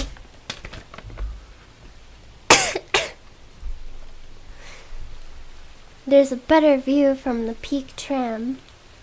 Wayne turns to find Fox standing there, street map out. How's the view? Oh wait, that's Wayne. How's the view from LSI Holdings? Fox. Restricted. Lows holed up in there, good and tight. Snug like a bug in a rug. Here. Fox shows Wayne the phone. The display, a 3D map of Lau's office suite. Wayne takes the phone, impressed. Wayne, what's this? I had R&D work it up. It sends out high frequencies and records the response time to map an environment. Wayne smiles. Sonar, just like a boner. Fox. Submarine, like a submarine. And the other device? In place. Wayne nods, moves away. Mr. Wayne? Wayne turns. Good luck. Oh god, there's so much exposition here. Moving towards the tallest building in the glittering skyline to find Wayne crouched on the roof. The blades of his gauntlets click into place. He dons the helmet like Kyle. His cape is in the form of a hard, faceted pack. He stands, pulls 2 black boxes from his belt, clicks them together and unfolds them into a rifle-like device. Batman scopes a second, lower building, adjusts the setting and fires 4 times. 4 small sticky bombs slap onto the glass of the lower building. They have visible timers which are counting down. Lucius's cell phone glows in the box under the security guard's desk. Despacito. Characters race across the screen. Then the monitor flickers off. The lights dim, and all of the security doors in the front of the building open at once. The guard grabs his radio, calls for help. Batman launches into the glittering night, dropping from the tall tower. His pack bursts open. Thank you, Chronos Viper. Becoming his bat wings, he glides down to the lower building, streaking around it like whoosh, banking hard to line up with a window in the rear. Lau is talking on the phone, staring at a profit projection on a flat-screen monitor. Suddenly, the room grows dark. As Batman hurtles towards the glass, he collapses his wings, wrapping his cape around himself and cannonballing through the glass. Rolling across the floor in a flurry of broken glass, Lau pulls out a handgun. Lau steps into the hallway. His bodyguards are waiting for him, carrying flashlights. Where the hell are the cops? Coming. What the hell am I paying them for? They head for the stairwell. A small army of Hong Kong police, led by a Hong Kong detective, descends on the building. Lau and his men make their way onto the mezzanine. Across the room, something makes a crashing sound. Lau's men fan out, trying to cover the room with their flashlights. Suddenly, one of the flashlights goes dark, then another. Someone screams, "Ah!" Lau fires, then fires again. The muzzle flash from his weapon strobes the room. Cops swarm into the building. A lobby security guard directs the Hong Kong detective where to go. Lau locks the door, reloads. The door is kicked open. Lau fires. No one is there. Lau stares, finger restless on the trigger. From his right, a noise. He turns and fires. In the muzzle flash, Batman, bearing down on him like a demon. Lau fires and fires again as Batman tackles him. Batman pulls out a small pack, straps it into Lau. The counter on the sticky bombs hits 0.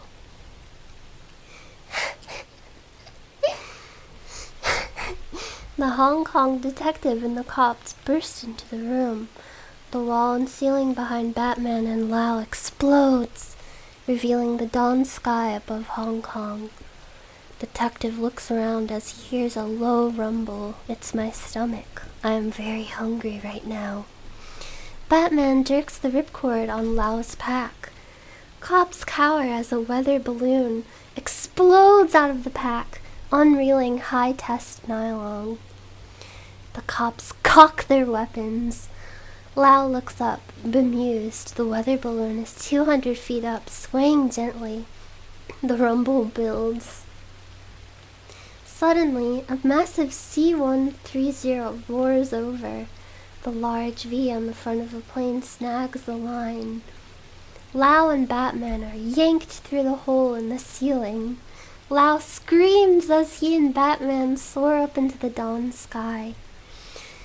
The detective looks up. Batman and Lau are gone.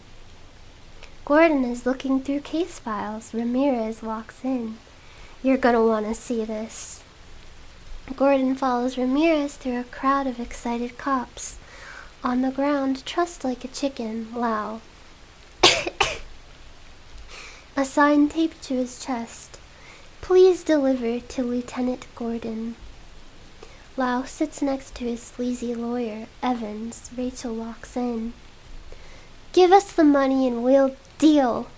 The money is the only reason I'm still alive. Rachel leans forward, speaking softly, clearly. Okay.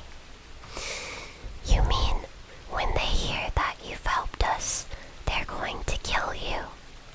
Are you threatening my client?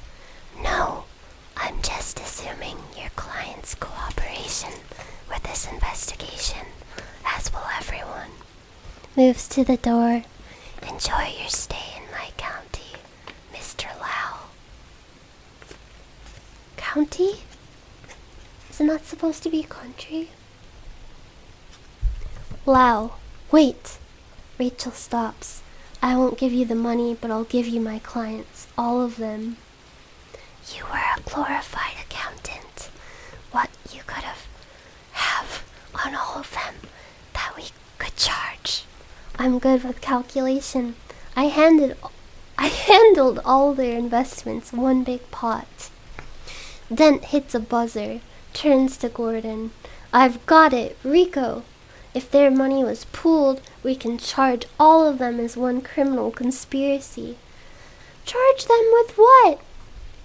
Oh my god, that hurts my voice so bad. Rachel enters. In a RICO case, if we can charge any of the conspirators with a felony, we can charge all of them with it. I can't read. Dent nods at Rachel, excited. Rachel comes back in. Mr. Lau, do you have the details of this communal fund? Ledgers, notebooks? Lau smiles. Immunity, protection, and a chartered plane back to Hong Kong. Once you've testified in open court, so with your clients locked up, what happens to all that money? Like I said, I'm good with calculation. Dent and Gordon watch Lau. He can't go to the county. I'll keep him here in the holding cells. What is this, Gordon? Your fortress? You trust them over at county? I don't trust them here. Lau stays. It's your call, you lieutenant. Lieutenant, be right. I am, counselor. Dent stands in front of a small crowd of reporters. The Chinese government claim their international rights have been broken. I don't know about Mr. Lau's travel arrangements. Dent's press conference plays on a TV in the corner. Dent grins, but I'm sure glad he's back. Maroney and the Chechen are watching the TV. Chechen, I put word out. We hire the clown. I'm sorry, I had another hiccup. He was right. We have to fix real problem, Batman. Maroney shakes his head. Oh no, I'm sorry, I just hit my microphone. No! That's anti-relaxation. That's like the equivalent of me going up to everyone who's watching right now and punching them in the ear. I'm so sorry. I'm so sorry. I'm so sorry. I'm so sorry.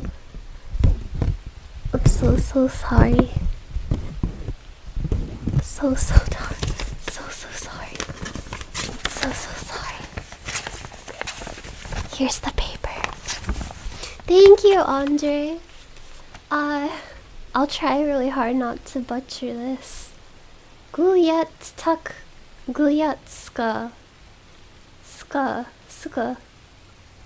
Guyatsuka. You better not have made me say something really bad.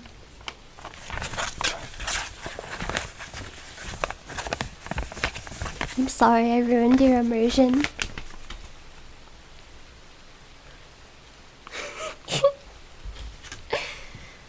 I'm going to hold the paper in one hand and fan myself with the fan in the other.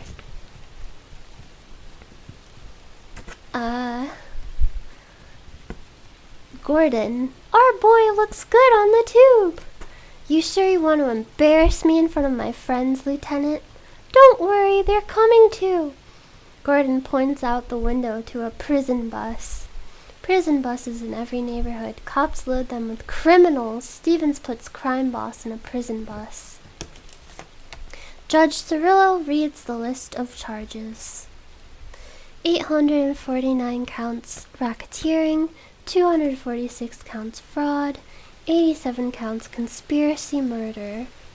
Judge Cirillo turns the page. I'm gonna turn the page. Fuck, I can't turn the page. I turned the page. A playing card sits there. A joker. He glances at it, curious, puts it to one side. How do the defendants plead? An army of defense lawyers jostle, yelling all at once. Ah, blah blah blah blah blah blah blah blah blah blah blah blah blah blah blah blah blah. The stenographer looks up, helpless. That's how I feel. Mayor, Dent, what was that circus? I asked Gordon to make some arrests. 549, sir. Gordon nods at Dent, approving. Dent grins back. 549 criminals at once? How did you convince Cirillo to hear this farce? Fart. She shares my enthusiasm.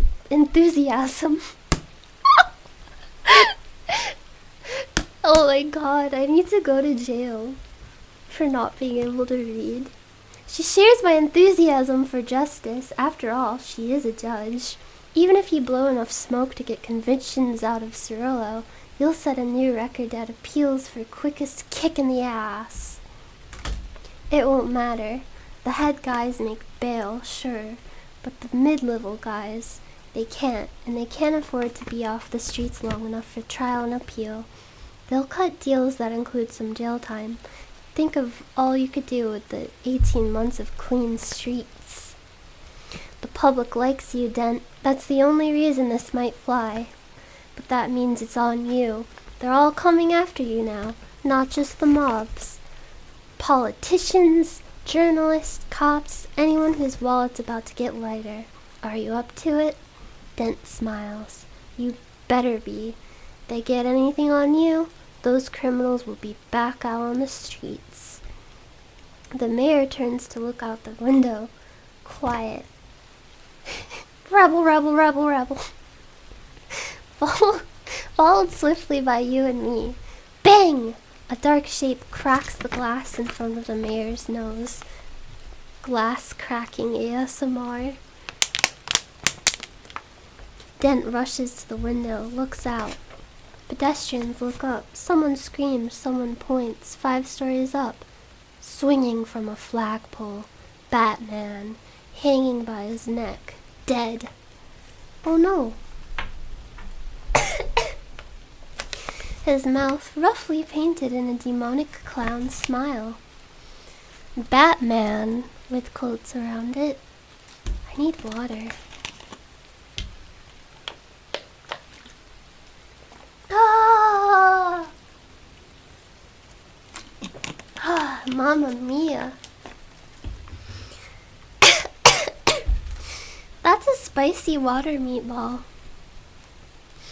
Batman is lowered from the flagpole, the same fake Batman we saw earlier. Pinned to his chest by a knife, a playing card, a joker. Gordon moves closer to the body. The card has writing on it. Will the real Batman please stand up? Like the Eminem song. Wayne comes into the living room, excited. Alfred is supervising party arrangements. How's it going? Oh god, it's Alfred again. I'm so sorry, Michael Caine. I think your fundraiser will be a great success, sir. And why do you think I wanted to hold a party for Harvey Dent? I assumed it was your usual reason for socializing beyond myself and the scum of Gotham's underbelly to try and impress Mr. Very droll, but very wrong. Actually, it's Dent. You see, Wayne trails off as he spots something on television. The Batman hanging as from a news camera, framed by a graphic that reads Batman Dead. Image cuts to Engel in the studio. Police released video footage found concealed on the body. Sensitive viewers be aware. It is disturbing. The image cuts to a blindfolded man wearing a makeshift Batman costume, face bruised and bloody, in some kind of bright, fluorescent lit room. Voice,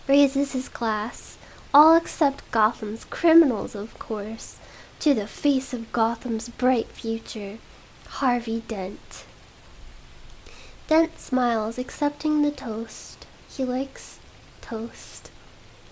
I had toast for lunch. Toast with avocado spread over it. More specifically, it's really good.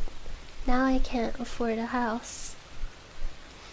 Ramirez, that Joker card pinned to the body, forensics found 3 sets of DNA. Any matches? All 3. Gordon stops, turns to face her. The DNA belongs to Judge Cirillo, Harvey Dent, and Commissioner Loeb. The Joker's telling us who he's targeting. Get a unit to Cirillo's house. Tell Wirtz to find Dent. Get them both into protective custody. Where's the commissioner? City Hall.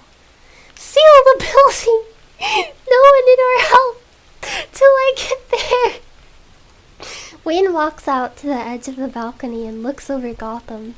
Here's someone behind him. Rachel. Rachel, Harvey may not know you well enough to understand when you're making fun of him, but I do. Wayne shakes his head. I meant every word. Wayne moves closer to Rachel, takes her arm. The day you once told me about. The day when Gotham no longer needs Batman. It's coming. Rachel looks at Wayne, conflicted. He moves closer. You can't ask me to wait for that. Wayne takes Rachel's arms, looking at her, excited. It's happening now. Harvey is that hero. He locked up half the city's criminals and he did it without wearing a mask. Gotham needs a hero with a face. or perhaps half a face. Am I right? Woo! Dent. You can throw a party, Wayne. I'll give you that. Thanks again. Mind if I borrow Rachel? So I can fuck her? Rachel glances back at Wayne as she moves to Dent. Wayne watches them head inside. 2 men in suits knock at the brownstone. The door is opened by Judge Cirillo. The 2 men hold up badges. Gordon enters through a tight police presence at the doors. Gordon enters to find Loeb, flanked by armed cops. Gordon, what are you playing at? Gordon checks the window, turns to his men. We're secure. I want a floor-by-floor search of the entire building. Ah! I'm sorry, sir. We believe the Joker has made a threat against your life. Gordon, you're unlikely to discover this for yourself, so take my word. The police commissioner earns a lot of threats. Loeb pulls a bottle of whiskey and a tumbler from a drawer. It's a tumbler full of sexy furry art. Sorry. I found the appropriate response to these situations a long time ago. Exterior street, Gotham Heights, evening. The second man is waiting by the judge's car. Cirillo. Gordon wants me to go right now. Man 1. These men don't even get names. They're just Man 1 and Man 2. These are dangerous people, Judge. Even we don't know where you're going. He hands Cirillo a sealed envelope, opens the car door. Man 2.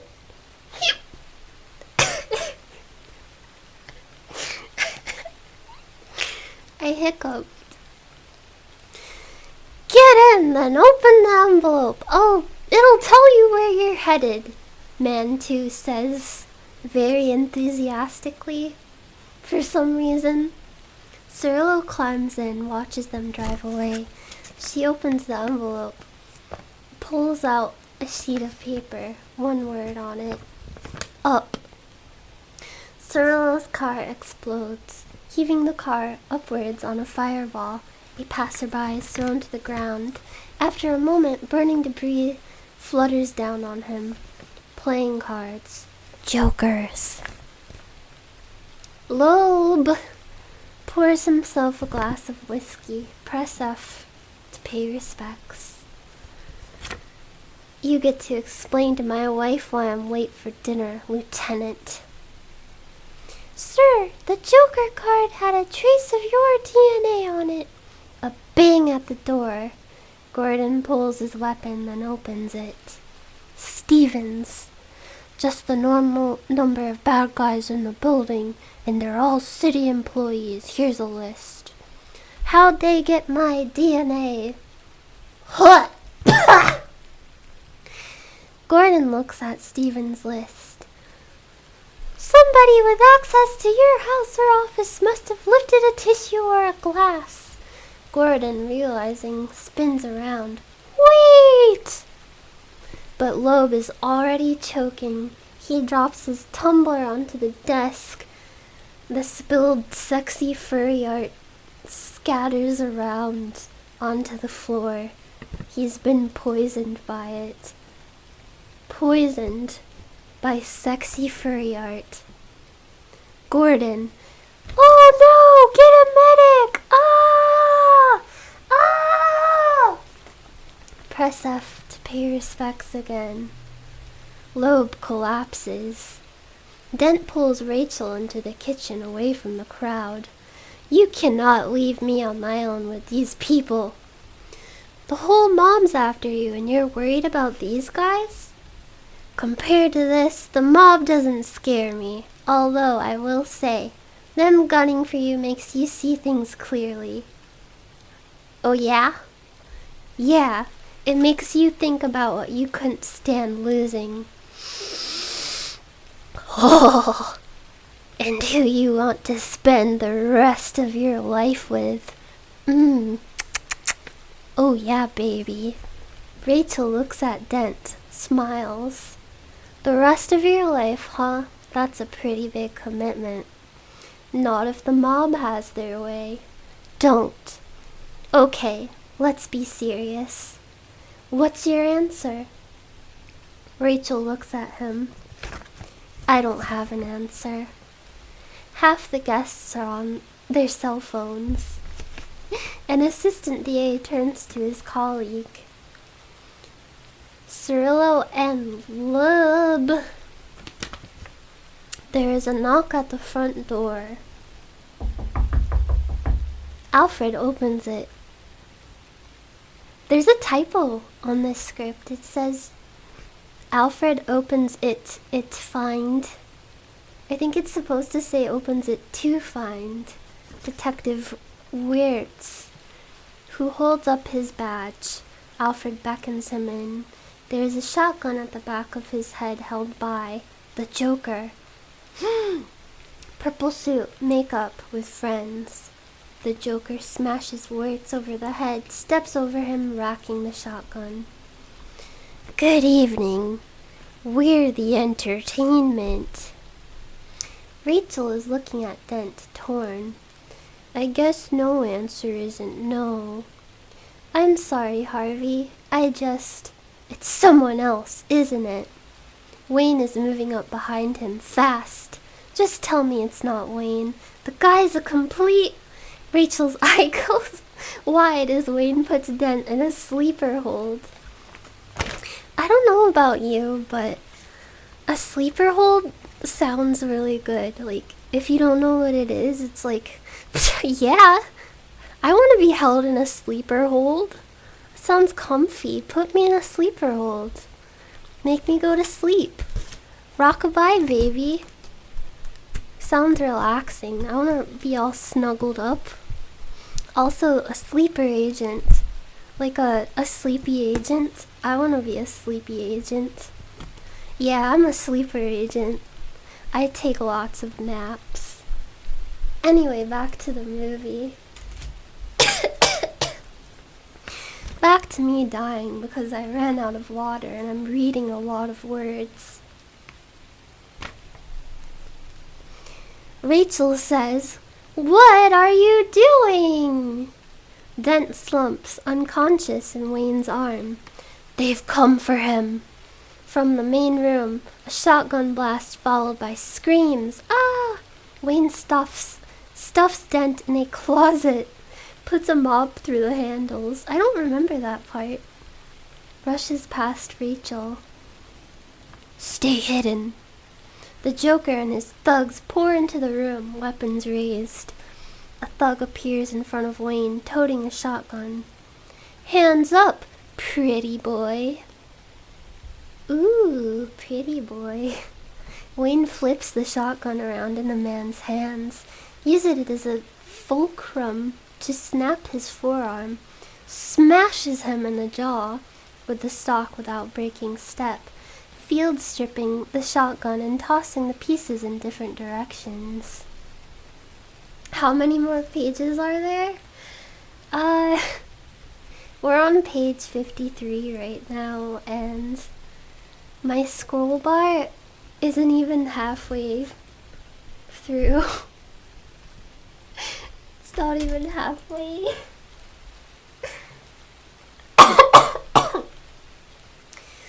Pretty boy. I still have hiccups. The Joker moves through the terrified guests, smiling. "I only have one question. Where is Harvey Dent?" Silence. "I'll settle for his loved ones." A distinguished gentleman steps onto the Joker's path. "Gentlemen, we're not intimidated by thugs." The Joker stops, stares at the man, smiles affectionately, and blushes. "You know, you remind me of my father." Grabs him. "I hated my father." The Joker has his blade in the gentleman's mouth. Rachel, "Stop!" The Joker drops the gentleman, turns to Rachel. "Hello, beautiful. You must be Harvey's." Squeeze. Runs his knife across her cheek. "And you are beautiful. You look nervous. It's the scars, isn't it? Wanna know how I got 'em? I had a wife, beautiful like you, who tells me I worry too much, who says I need to smile more, who gambles and gets in deep with the sharks. One day they carve her face, and we've got no money for surgeries. She can't take it." Presses knife into her cheek. "I just want to see her smile again. I just want her to know I don't care about the scars. So I put a razor in my mouth and I do this to myself. And you know what? She can't stand the sight of me. She leaves. See, now I see the funny side. Now I'm always smiling." That was a happy ending. Interior of the master bedroom, Wayne penthouse, night. Wayne walks in. A couple are hastily putting themselves back together, alerted by the noise. "What's going on out there, Wayne?" Wayne doesn't answer. He steps into a closet and pulls at a false wall. Wayne steps into the safe room. "Thank God, you've got a panic room." The door slams shut and seals with a hiss. "Wait, you can't... You've gotta be kidding me." The Joker raises his knife from Rachel's cheek. She slugs him. He smiles. "A little fight in you. I like that." "Then you're going to love me." The Joker turns. Batman catches him with a blow, spins him down and disarms him. The Joker's men jump him. Batman takes them out 2 at a time, disarming thugs, breaking forearms. The Joker clicks a blade from the toe of his shoe and kicks, jabbing between the plates of armor covering Batman's ribcage.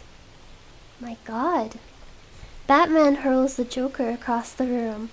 One of the Joker's men lunges. Batman lays him out cold. The Joker has another knife pressed to Rachel's neck. Drop the knife! Sure, just take off your mask and show us all who you are. Rachel shakes her head at Batman. The Joker raises his shotgun to the side and blows out the pane of glass next to him. The Joker dangles Rachel out the window. Let her go! The Joker. Ha ha ha. Very poor choice of words. He lets her drop. Rachel falls onto a sloping glass roof, sliding toward the edge. Batman dives after her.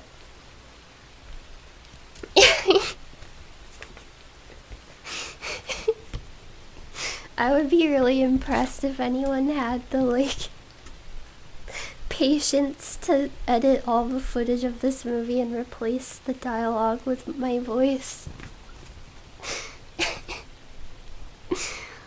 They drop. Batman fires his grapple, snagging Rachel's ankle, activates one wing of his cape.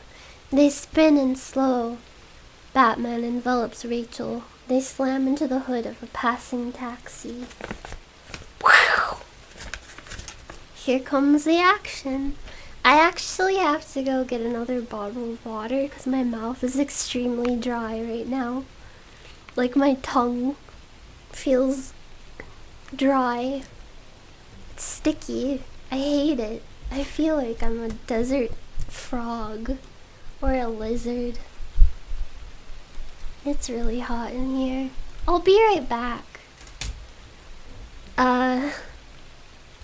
While I'm gone, everybody talk about your favorite dessert. Alright.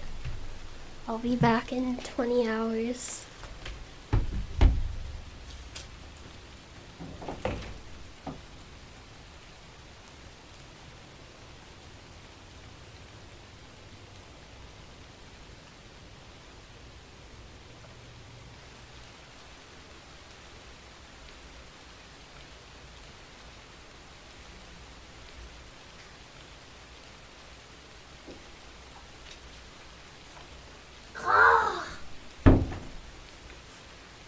God, that's good. I love me some delicious water. So good. Hydration. Apple pie, cake, ice cream, parfait, cheesecake, all good. Chicken? You eat chicken for dessert?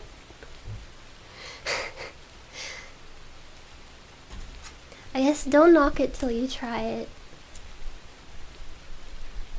I love cheesecake. I think cheesecake is my favorite type of cake. Woo! It's so hot and I'm dying. Strawberry shortcake? That sounds really good. I used to really like making strawberry shortcake type desserts out of you get the angel food cake things and you cut them in half and smush up a bunch of sliced strawberries to make a smushed strawberry paste, and then put that in between the pieces of angel food cake, and you put whipped cream and a big strawberry on the top. Is that a strawberry shortcake? Does that count? What is that called? Chocolate cake. I can never look at chocolate cake the same after watching Matilda as a kid.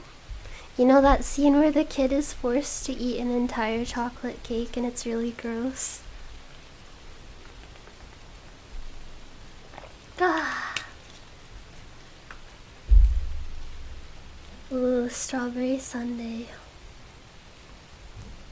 Red velvet white chocolate cheesecake sounds absolutely amazing.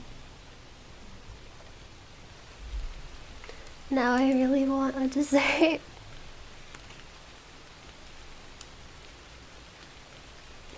Thank you for referring to me as Batman. It makes me feel really strong and powerful. Please call me Batman. Yeah, this is the part of The Dark Knight where Batman and the Joker sit down and talk about what their favorite desserts are. I always underestimate how much it wears out my voice to read for 2 hours straight. I don't know how like teachers and public speakers do it. 'Cause usually, like, aside from when I'm doing work stuff, I just kind of sit in silence for most of the day.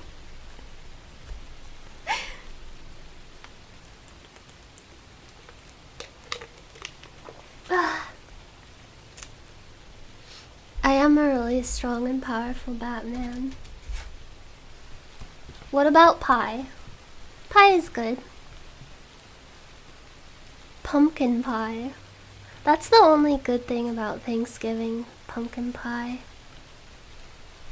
One year, when we were making pumpkin pie for my family, me and my mom accidentally forgot to put in sugar and put in salt instead somehow, and it tasted really nasty.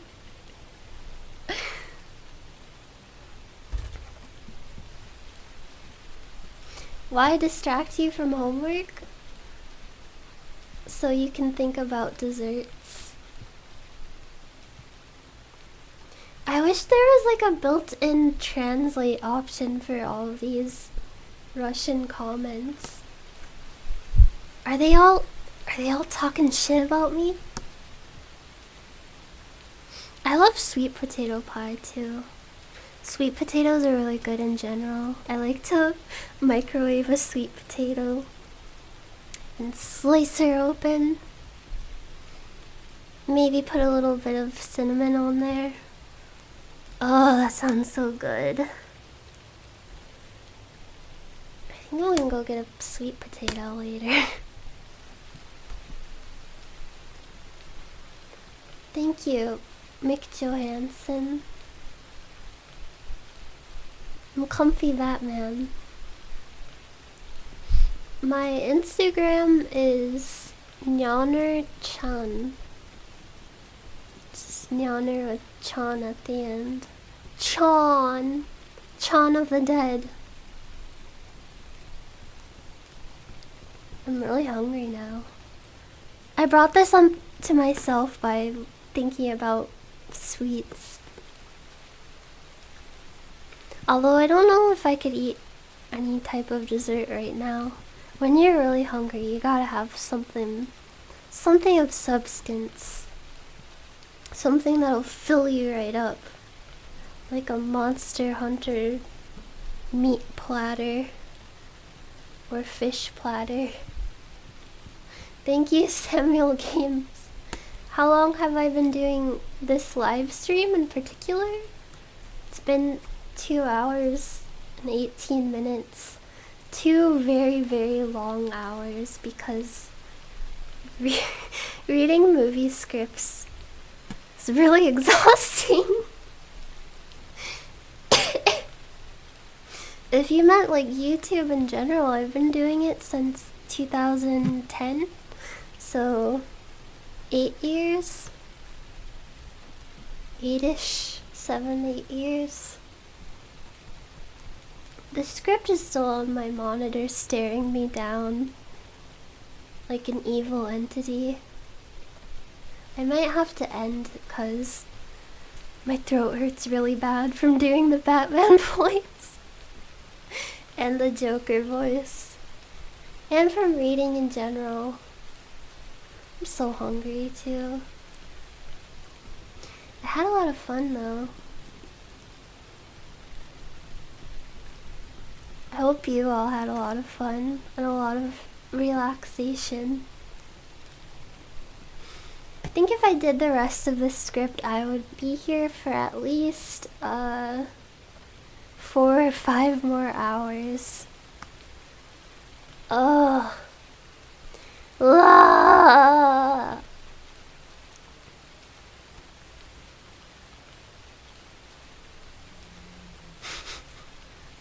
Thank you, Andre. Yeah, I need like a cough drop or something. I heard honey is really good for soothing a sore throat. Ugh. You know what really sucked was over the last week or so, there's been wildfires in like every direction. Like up north and down south by California. And the smoke traveled up here from both of those wildfires. And it's been just like... Sorry, I have the hiccups again. Hanging around in the air, and it's better today, but the last few days and week have been really hazy, and the air quality was horrible. I've never really experienced that kind of thing before because I used to live in Michigan and Indiana. I don't think there's wildfires over there normally, but I live in like wildfire territory now, I guess. There were really creepy pictures of downtown Seattle. It just looked like gross fog covering everything. It's like something out of a horror movie, or like Persona 4, if you've played that game.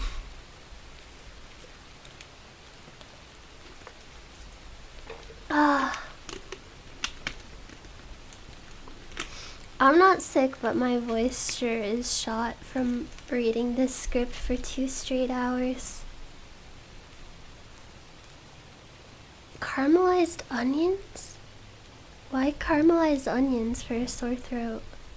Is it because of the spiciness?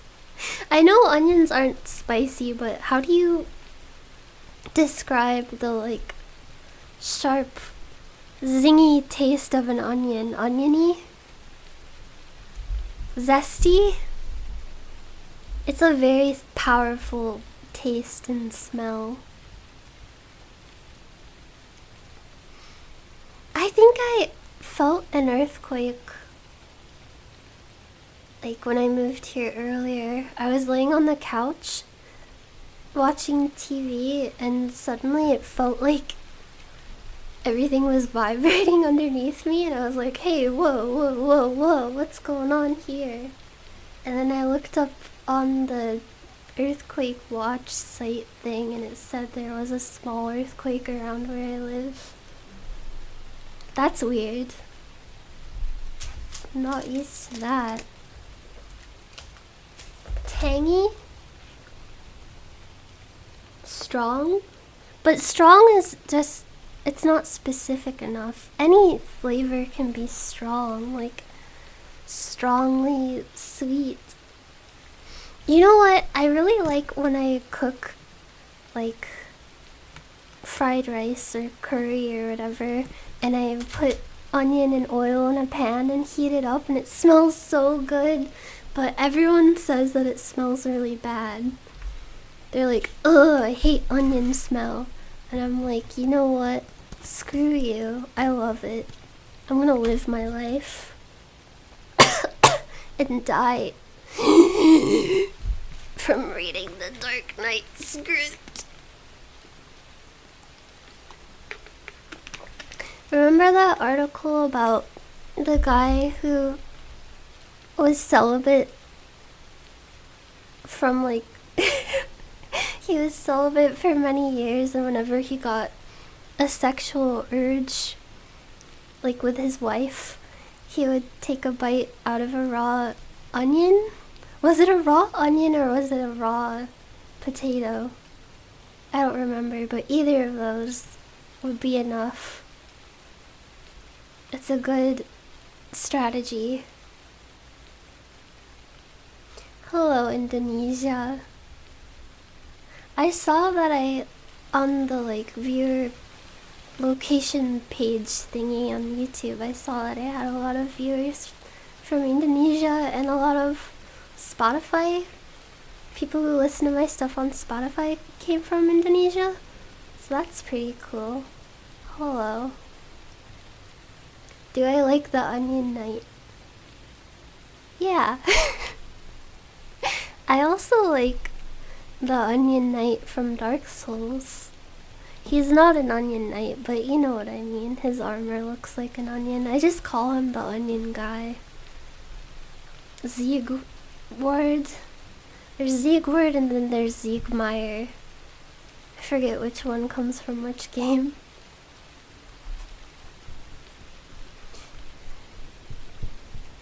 Yeah, I think I'm gonna end the Dark Knight reading for now. Maybe I'll read more of it, but maybe for the next stream I'll do an easier one, like Freddy Got Fingered, that has a lot less Swagmire of Katarina. This one has a lot of words. This one is very, very wordy. There's a lot going on in the Dark Knight. Kinda wanna watch it again. I wanna watch all the Batman movies. Batman Begins. I can't decide if my favorite one is the first one or the second one. I really like the first one though. The Scarecrow is a cool villain. It's weird that they changed the actress of Rachel. That confused me a lot.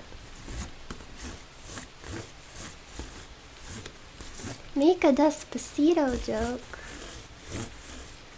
I'm sorry, I'm weak. Here's my Despacito joke. Knock knock. You're supposed to say who's there. I'm waiting.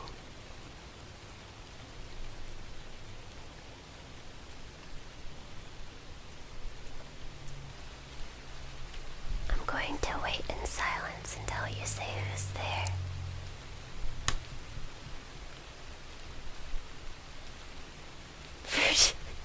Virgin Scarecrow versus Chad Batman. Chadman. Somebody should draw that in the like meme format. That would be good. Alright. Who like 100 people said who's there. Thank you. Okay. Who's there? Despacito. Now you have to say Despacito who?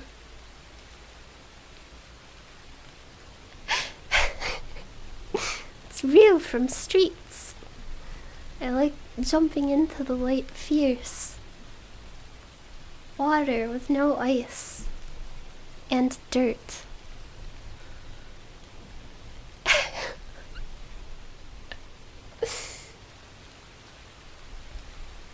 Despacito 2. Despacito who? Despacito 2. I wonder if they ever would make a Despacito 2. Would it live up to the hype? I think people's expectations are sky high and they're likely to be disappointed by that. Ah!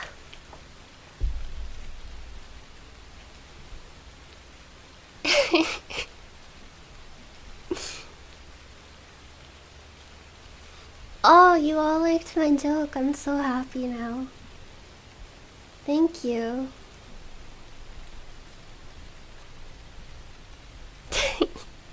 I still have my blank piece of paper that I kept crinkling to pretend that I was reading from an actual physical script. I hope you enjoyed that.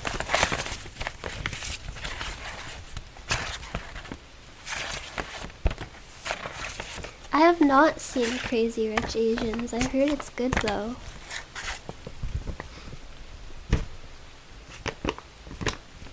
I don't really go to see movies in the theater because I'm the type of person, when I watch a movie, I want to be like bundled up on my couch and not in a big room with a bunch of strangers farting around. Gives me anxiety, especially when you go and get a seat and you don't know like how packed the theater is going to get, and you don't know if someone's gonna like shuffle over and sit right next to you, and you're like, oh god, I'm like inches away from this complete stranger. I don't like this. And then that ruins my enjoyment of the movie. Which is why if I do go, I want to make sure I go with at least 2 people so they can be like my bodyguards to take each seat on each side of me. Also, there's always someone behind me who like kicks my seat. And I'm like, knock it off, you bozo. And then everybody stands up and claps because I'm very brave. The last movie I saw in theaters was The Last Jedi. And I was not a Star Wars fan. I actually was like a Star Wars hater. Oops, I just ripped this paper. I'm gonna continue ripping the paper. Maybe that's ASMR. Like all my life, I was like, ugh, I don't care about Star Wars. It's boring. I don't care about the space shenanigans and the Yoda, the little green bitch with his lightsaber and the Darth Vader and whatever. It's all phooey. But recently, like last year, towards the end of the year, I was like, fine, I'll give it a chance. I'll watch the Star Wars movies because I really want to see the new one because everyone is like hyped about it. So I watched all of the Star Wars movies, excluding the prequels, although I did watch those later with my friends, and we had a good laugh. Wow, I just tore this paper to shreds. I'm like a little Wolverine. Is that what a Wolverine sounds like? Or are they more like, bleh? I've never heard a Wolverine before. Little green bitch. Everyone says the new ones are trash, and I disagree. I watched all the originals, and I think my top favorite from the originals was the last one. I really like the Ewoks. I'm sorry. I think they're a very good and valid addition to the movie, and I wouldn't have it any other way. And I don't know, the last movie just had a lot of wacky shenanigans. There's a lot going on there. The second movie was too sad. I was like bummed out. It was good, but man, it really sets you up for the wackiness of the third one. Very bombastic. I'm a professional movie reviewer. This is my professional review. So yeah, I went to see The Last Jedi in theaters when it was still in theaters in like December. And I went there at like 6 or 7 to this like kind of fancy theater in the city, because I lived out in the country bumpkin area, a half an hour away from civilization.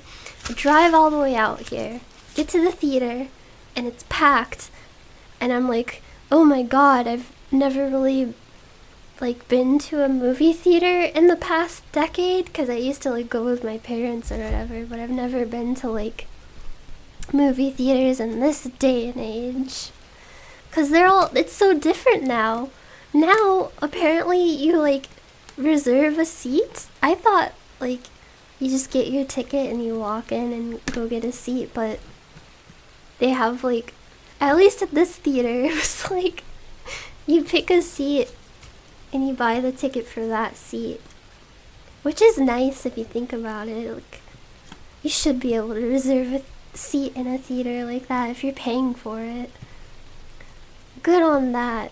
But the only seats available were the ones in the very, very front of the theater, like right up against the screen.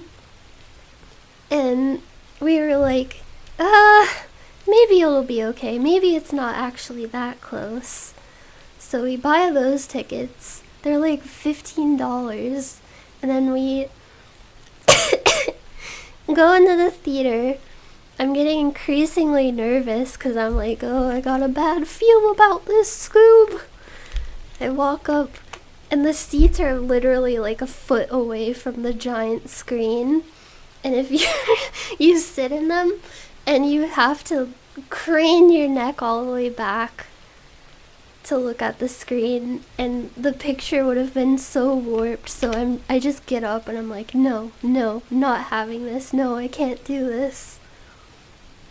So we walk out and we try to like explain, hey, can we get our tickets refunded? We kind of messed up, but we can't. So I'm like, God damn it. I came all the way out here. It took almost an hour to drive here because we live out in the middle of a cornfield. I'm gonna watch my freaking Star Wars movie. Gosh darn it. So we look up the next showing, and the next showing isn't until like 10:30 p.m. So we're like, what the hell are we gonna do while we wait until the next showing of this? Because it's not enough time to just like drive home and drive back. So we just go to the mall and walk around, and I think we got lost in like a sporting goods store. So that was fun. That was a little adventure. We get back and we get into our actual good seats, and let me tell ya, a movie theater at like 10:30 p.m.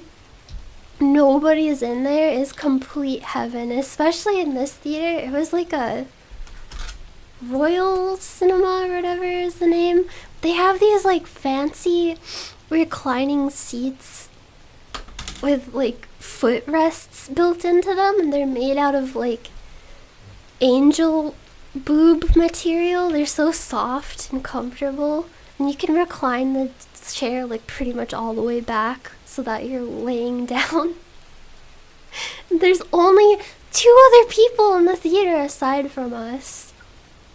It was like we had the entire theater to ourselves to watch the Star Wars. And I enjoyed the Star Wars. I thought it was good. I love porgs. Kylo Ren is very powerful and strong.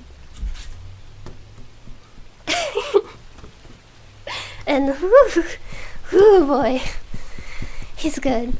And everyone complains about like, well, why didn't Admiral Holdo tell them about her plan? Because she doesn't freaking trust him. Poe acts like a jerk and does a lot of like impulsive things that get people killed, and he gets demoted because of this. So why would she explain her plan to him? Why? Of course she would keep it to herself. She doesn't trust him. And she doesn't trust him, and she's right about that, because he ends up like taking all the people hostage to try to take over so he can do his heroic bullshit. I thought it was cool, okay? I thought the movie was cool as fuck. I loved the fight. I'm sorry if this is spoilers. I'm just assuming nobody cares about Star Wars, but if you don't want to be spoiled on the Star Wars, stop listening now. I love the fight where Kylo Ren and Rey are like fighting the guards, and there's like all this dumb choreography. and it looks ridiculous. I love that. It was balls to the wall, ridiculous and good. And that's what Star Wars movies are. They're supposed to be ridiculous. They're not supposed to be like dissected as like classics of art film. They're dumb fun. And porgs are cute. I have a porg. A real porg. I press its belly and it goes "Blah!" And it's annoying as hell. Just like me. That's why we're friends. The red dudes, they look like lobsters. I always say they look like lobsters because of their like red scaly armor. Ah! Yes! But yeah, that's the story of how I went from a Star Wars hater to a Star Wars fan. Also, I love Han Solo. I forgot to mention, he is my favorite character overall of like the entire series. He's so cool. And funny. I wish I was Han Solo. Don't we all?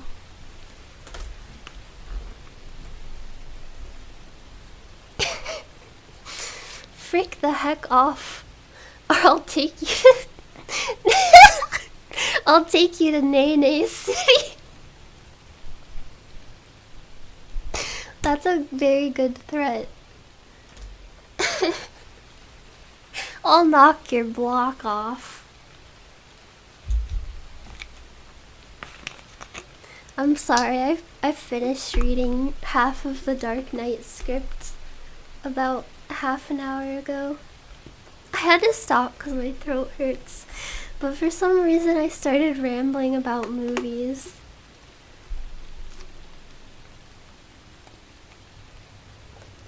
Oh yeah, I saw Jurassic World in theaters when it came out. When did that come out? It was forever ago. I'm really old.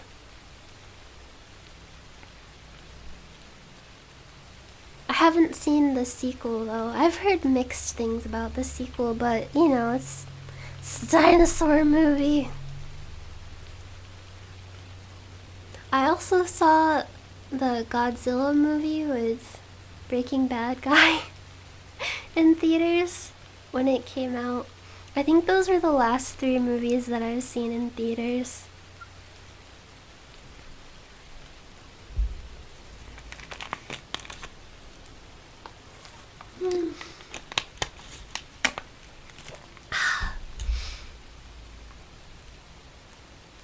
Can I drink some water? Oh, hell yes. You watched me sea walk at SoccerCon. What does that mean? What's a sea walk? Sissy that walk. Burp, burp, burp, burp, burp, burp, burp, burp, burp, burp. Oh yeah, I do remember Jurassic Park on VHS.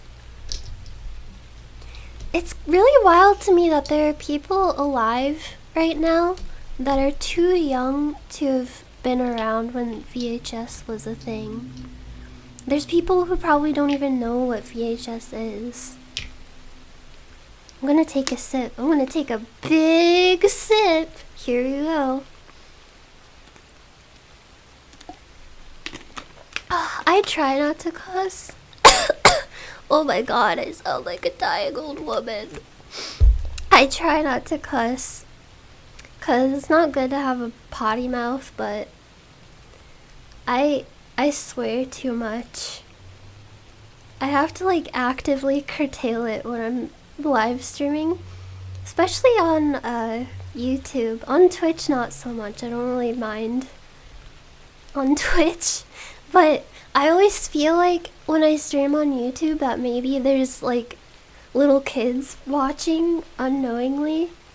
Like their parents find my channel and they're like, oh, here's this nice girl who sounds like a cartoon character. Let's put this on for my little Timmy. And then I'm sitting here going, ah, fuck! Boner, boner, boner, boner, boner! And then the kid like passes out and the parent comes in and they're like, oh my god, what have you done to my child? I want sharks with freaking laser beams on their freaking heads. I recently watched the entire Austin Powers trilogy with my friends. That was really good. I was expecting them to not have aged as well. I mean, they didn't really age very well, but there's still a lot of funny jokes and gags, funny skits. I liked it. It's also kind of disturbing, though, when you realize that Fat Bastard is basically Shrek. He's just like the primordial version of Shrek. They have the exact same voice. Was that his inspiration for Shrek? Yeah, baby, yeah.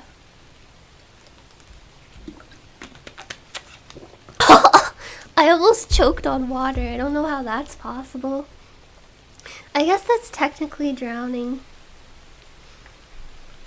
If you, like, die by choking on a gulp of water from your water bottle, is that drowning? Or choking?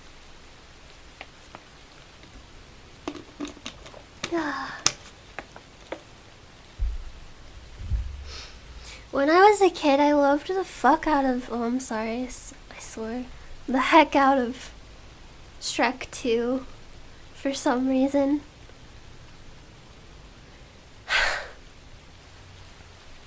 I liked the musical bits. What music am I into? Oh, I could get into a lot. Someone answered, like, asked this for the Q&A video, and it's in part 2, but I didn't really get into it much. 'Cause whenever someone asks me, like, what is your favorite anything, my mind just stops. Like, it overheats and it's like, malfunction, and I can't remember anything. Here, let me open my Spotify. Right now, I love Kim Petras. I love pop music. I'm like a shameless pop music fan and lover. I love music that makes me feel really happy, and pop music is the best music at doing that for me. I just love catchy stuff that makes me want to dance, even if I'm bad at dancing. Kim Petras just, like, consistently puts out the best bops, the best pop bops. They're just, like, perfectly engineered pop music. And I don't mean that in, like, it's soulless computer music kind of way. It's like, it's art. It's just, like, perfectly formed to create the most, like, fun to listen songs ever. I don't know how she does it. My favorite song by her right now is probably Heart to Break. You should listen to it. Give it a chance. Give it a dance. I also love Carly Rae Jepsen. And I really hope she puts out a new album soon, 'cause that would be good. She's supposed to, like, she said she was working on new music in, like, December. So I've been really, really excited for the last few months. Like, oh, when's the next Carly Rae Jepsen album gonna come out? I need it. I need it to survive. She's really good. She's also, like, pop perfection. And a lot of her recent music is really 80s inspired, and I really love, like, 80s electronic-y sounding synth pop kind of stuff. That's really good. That really tickles the part of my brain that produces the good chemical. I highly recommend it. Yeah, Motion is one of the albums that I can seriously listen to all the way through every time. I'm a really picky person when it comes to stuff like that. I'm really impatient. I like to just listen. I pick out songs that I like and I listen to them over and over and over. And very few albums can hold my attention and make me want to just play through the whole thing at once. Maybe I'm just I don't know. Maybe I have attention problems, but I'm smacking my hand. I swear to God, that's me smacking my hand. This is not a DSP situation. I love Hayley Kiyoko. She's really good. I love her song Feelings.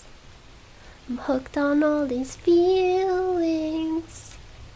Yeah. She's really cute and really good. She has a positive message.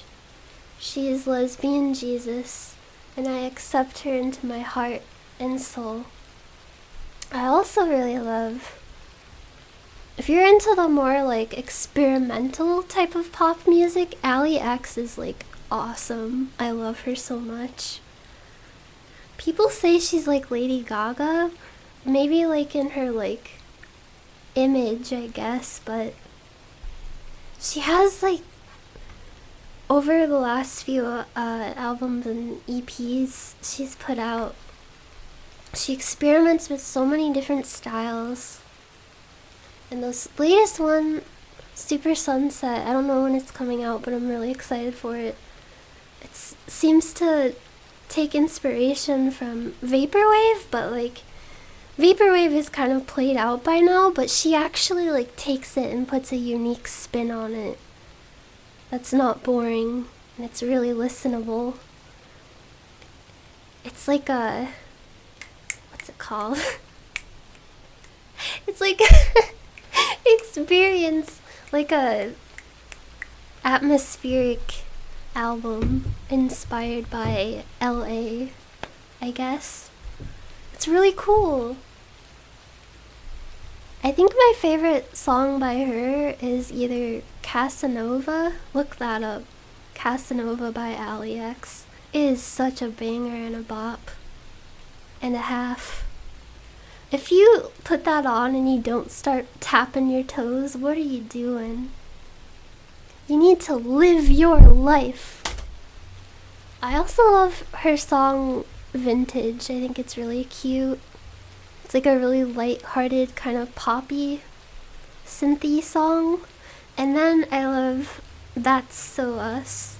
It's another happy kind of song, because most of her songs have a lot more of a darker tone to them. She's a really good vocalist too. Her the way she utilizes her voice to show the tone of each song that she sings and how it blends into the instrumentation of it is really unique and cool. And I wish there were more vocalists like her getting popular these days, because when you listen to the radio, there's a lot of top 40 songs that I love, and I'm not trash talking it, but these days a lot of singers kind of have the same sound to how they sing, if you know what I mean. There's a trend that a lot of people follow, that kind of thing.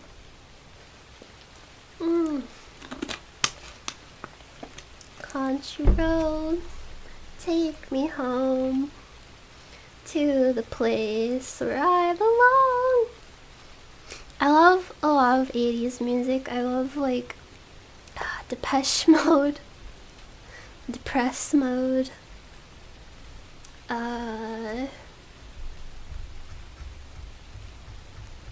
fuck. I'm just going through all my favorite songs.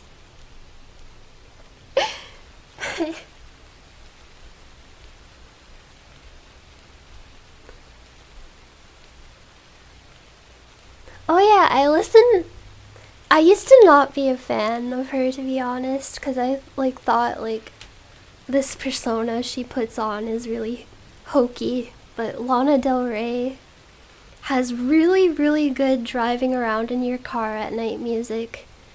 Believe me, like, nothing suits the feeling of sitting in your car at night and eating Chick-fil-A while crying more than listening to, like, Lana Del Rey playing on your car stereo. It's really good. You should try it. Her music is also, like, oddly relaxing. There's just something about the way she sings. It's also very unique. She has a unique sounding voice. I love Taylor Swift. I'm an unapologetic Taylor Swift fan. I saw her in concert for the first time with all of my friends back in May. And it was amazing. She really knows how to put on a show. People always trash talk her and say like, oh, she's so fake and bleh. And I say to that, you know what? I fart on you, sir. Because I think her music is good. A lot of her music has a good message. And she writes all of her lyrics, puts her heart and soul into it. And what are you doing? What are you doing over there with your little hands typing on your little baby keyboard in your high chair? I'm sorry. She's really good, okay? Her new song, Delicate, is one of my favorite songs ever. It's got a bangin' beat. Her voice is very soft and feels good on my ears. That's a plus. The lyrics are very relatable to me, and the video for it is really cute. She dances around in the rain. What more can you ask for? I think it's good. Believe me. Believe it, Naruto. What else do I like? I gotta remind myself what I like. Is that weird? To forget your favorite things?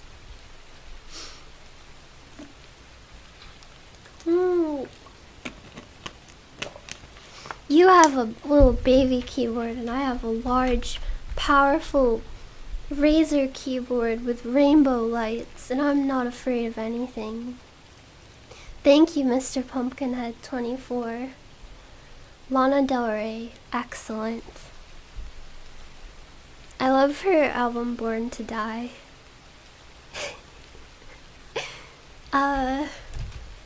Someone I'm listening to like fairly recently, I don't really, forgive me if I pronounce this wrong, but Mitski is like really, really good.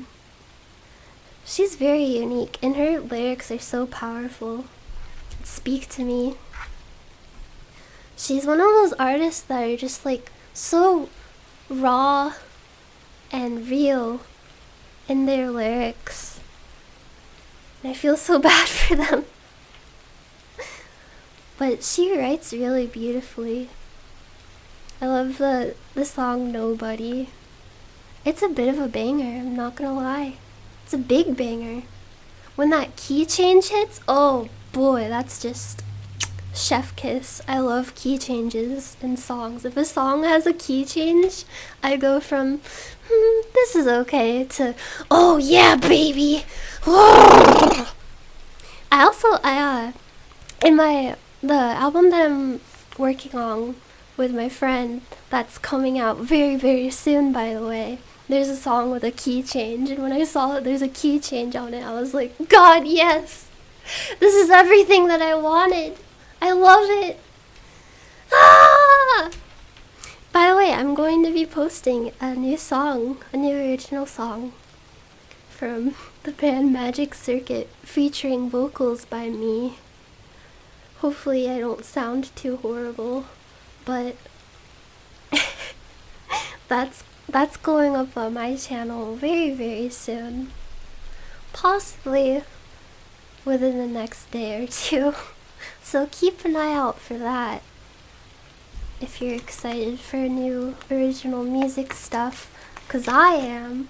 We've been working on it since like January, I think. And there's 8 songs. And I'm really proud of it. I worked so hard. Oh god. And Thomas, my friend, who did all of the music for it, and like 99% of the lyrics, because there was a song that I did lyrical work on, but I started with like a skeleton of the lyrics that he wrote and just added on to it, because he was like, can you just rework these lyrics for me? And I was like, I'll do what I can, I suck at writing. But yeah, he did a really good job. His music is really, really good. And my friend's lip gloss, you may have seen in the chat, typing in Russian for some reason. What the hell are you doing? Is like she's like our manager. She's like our manager and our mom. And she handles like all the music distribution stuff. She's been so helpful with all of that, and I love her. I don't know what we would have done without her. I love you, lip gloss. I love you. Thank you, Wigra. I will enjoy. Thank you so much. A magic circuit is... I don't remember if he got the name from Fate Stay Night stuff, or if it incidentally is something from Magic Circuit, but he said he just wanted to come up with a name that had an M and a C, because his previous band was Melt Channel, which I also did a song for like 3 or 4 years ago. I don't remember. It was Like You. It's up on my channel. It was a long time ago though. So we wanted to make another MC name, so Magic Circuit sounded cool. It does sound cool. You hear the words Magic Circuit and you're like, whoa, I wonder what that means. It's intrigue and mystery. Lip gloss is my mom. Nobody else. You listen to Witch all the time? Thank you so much. It makes me so happy when people say that they listen to our music and actually like it. I saw that like so many people have been streaming it on Spotify and stuff. It's really crazy. I'm so excited to release the whole thing, because there's so many good songs on there that I think you'll all like a lot. I hope you all like a lot.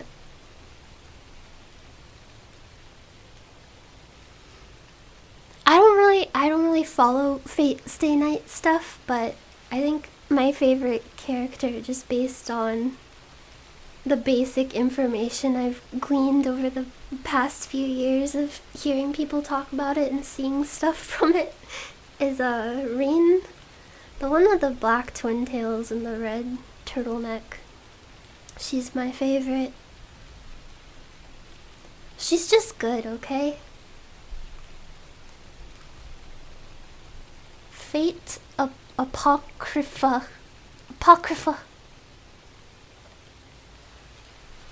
Thank you, I'm glad you love my covers and Bad Vibes.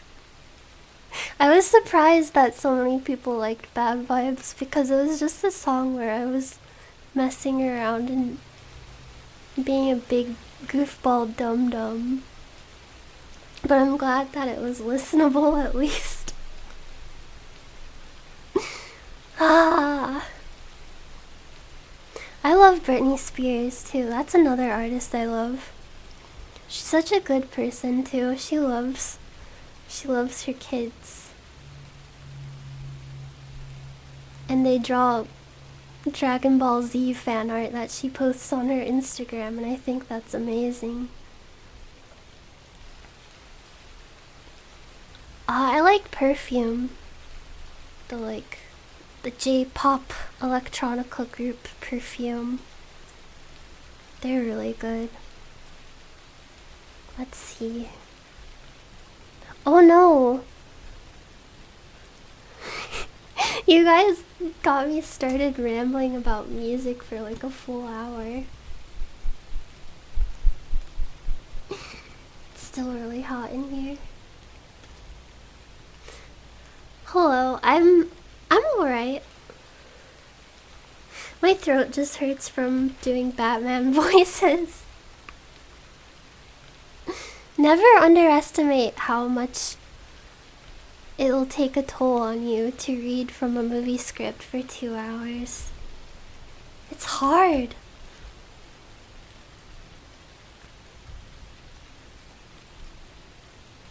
Ooh, baby, I love Kate Bush. My favorite Kate Bush song is Wuthering Heights, and I also really love the video for it where she's dancing around. It's iconic. Exquisite.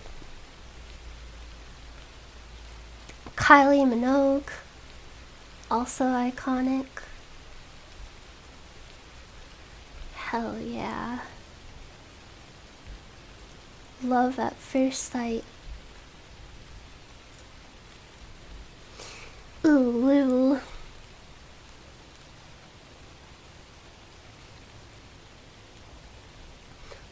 Thank you. I'm so glad you love Witch. I also love Witch. I think it's one of my top fave songs from that album. I can't say what my other favorites are because it's a secret.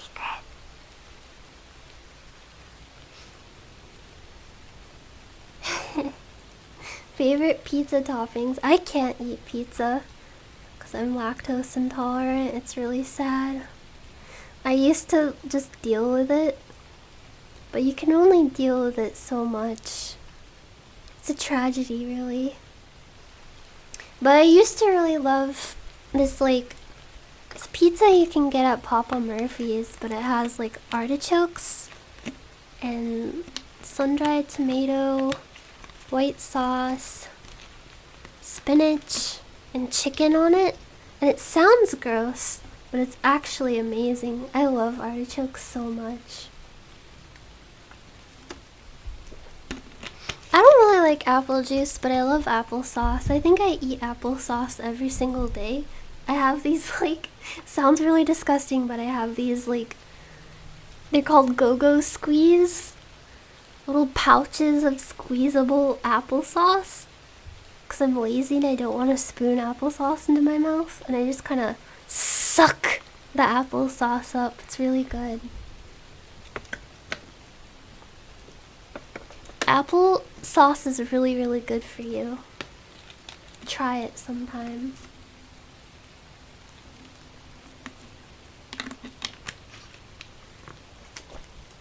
My brother really likes, or at least liked, growing up, Pink Floyd. He was obsessed with The Wall. You don't even know what an artichoke is? Well, let me tell you, you gotta try it. They're the best. Go Squeeze Gang. I do know some French words, but I don't know if I know how to pronounce them. Because I don't speak French.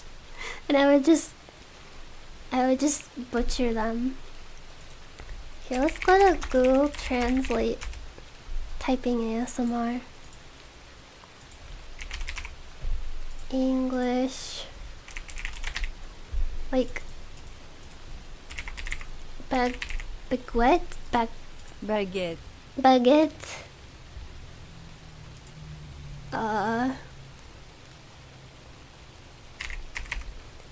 How do you say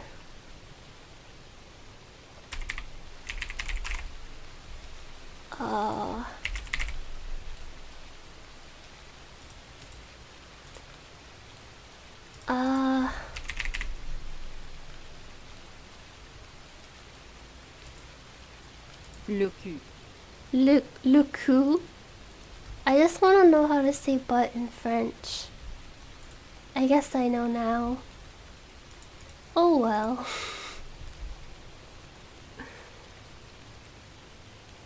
Egg in French.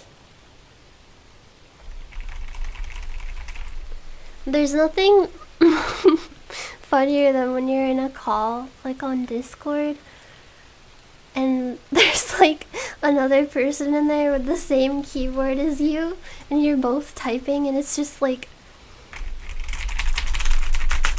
the loudest fucking thing ever. I kind of love it. I can instantly tell when someone is using this keyboard because it's so loud. It's especially loud. Thank you, a generic account, for your Canadian pesos. Am I planning on releasing any skits? Like a comedy skit? I don't know. I think I'll keep the skits locked away in a vault for nobody to see.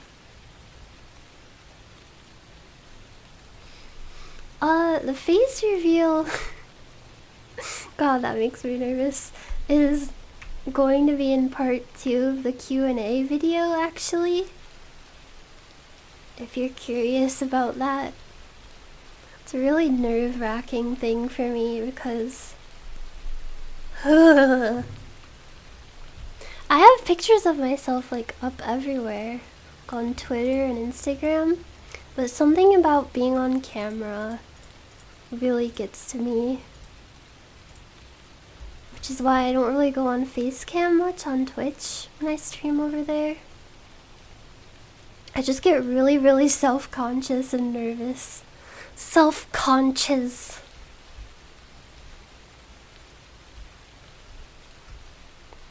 You should use one of those like pumice stones on your foot. It'll make it smooth and soft. Bring me tea, Thanos.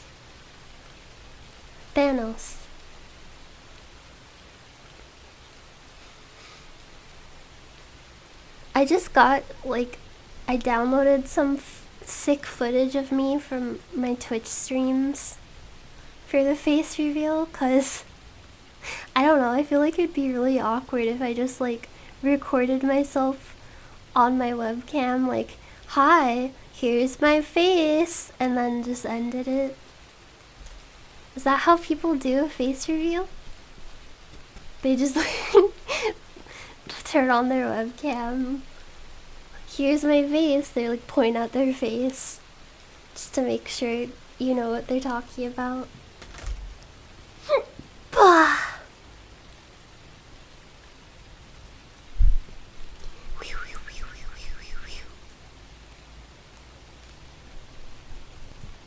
I wonder what I'm gonna eat for dinner. I wonder what's for dinner. I wonder what it's like to not have clips of various things that were in YouTube poops play through your brain every time you hear someone say something fairly innocuous. Great, I'll go grab my stuff. There's people that are too young right now, like alive right now, that have never seen or weren't old enough to be around when YouTube poop was at its prime, and I think that's really sad. I was born in the wrong generation.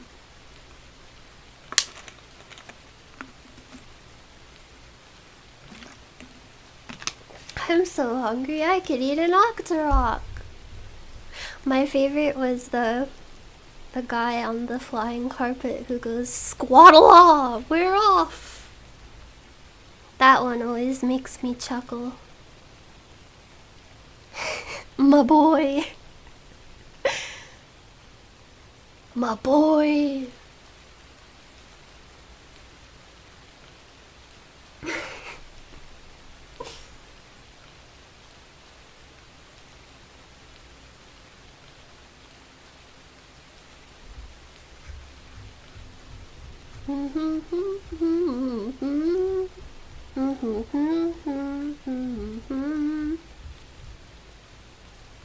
I wish I knew how to do that thing where you can open your mouth and make a really loud popping sound come out.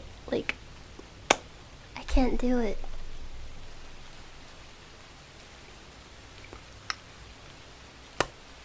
How do you do that? I know the technique of like putting your finger into your cheek, but that always scares me because I have kind of long nails.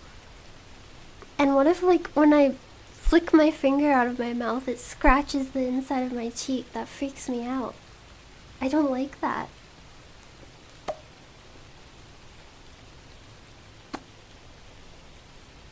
It's not a good feeling. SpaghettiOs.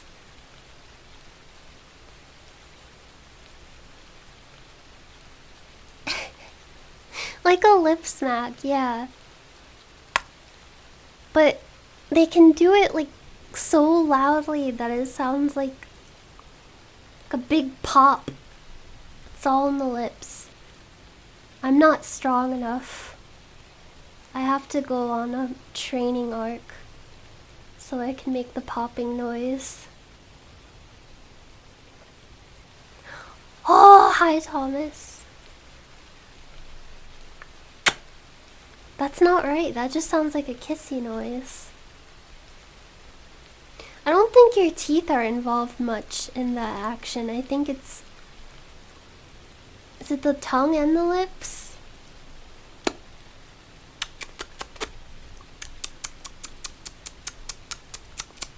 That's the sound you make when you're like trying to call a strange feral cat over to you so you can pet it. I used to live in a place where there were a lot of stray cats wandering around. I'm gonna crinkle paper again because that's really good. I would see like a new cat almost every day sometimes. Made me kind of sad though. Like thinking about cats that have like no warm, safe place to go to, especially when it starts storming. This is too sad. This took a sad turn.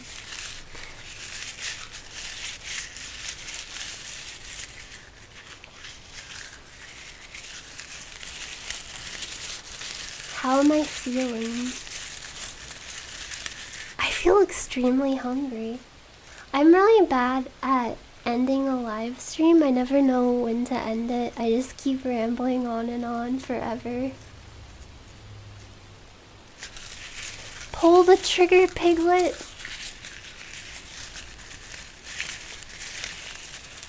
Oh yeah, I have 2 cats. I don't know how many of you have seen my Q&A video, but I put a lot of cat footage in there. They're turning 6 months in a couple weeks. They're so cute. And they're getting really, really big and strong. I love cats.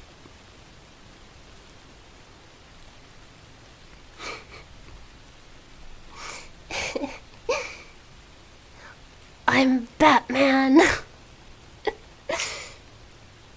It's me, Batman. And I'm really thirsty. Ah!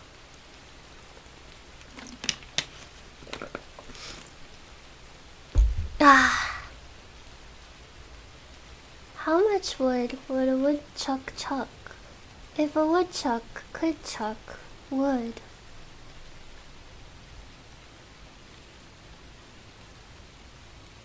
I don't like the technique where you put your finger in your mouth to do that though. It's dangerous. The boy cat's name is Knight Artorius, and I call him Knightley for short. And the girl is Kieran.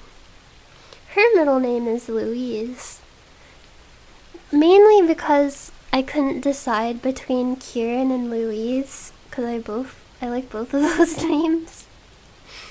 I'm the type of person who thinks it's really funny to give a cat people names and I'm not ashamed. I think it's really cute.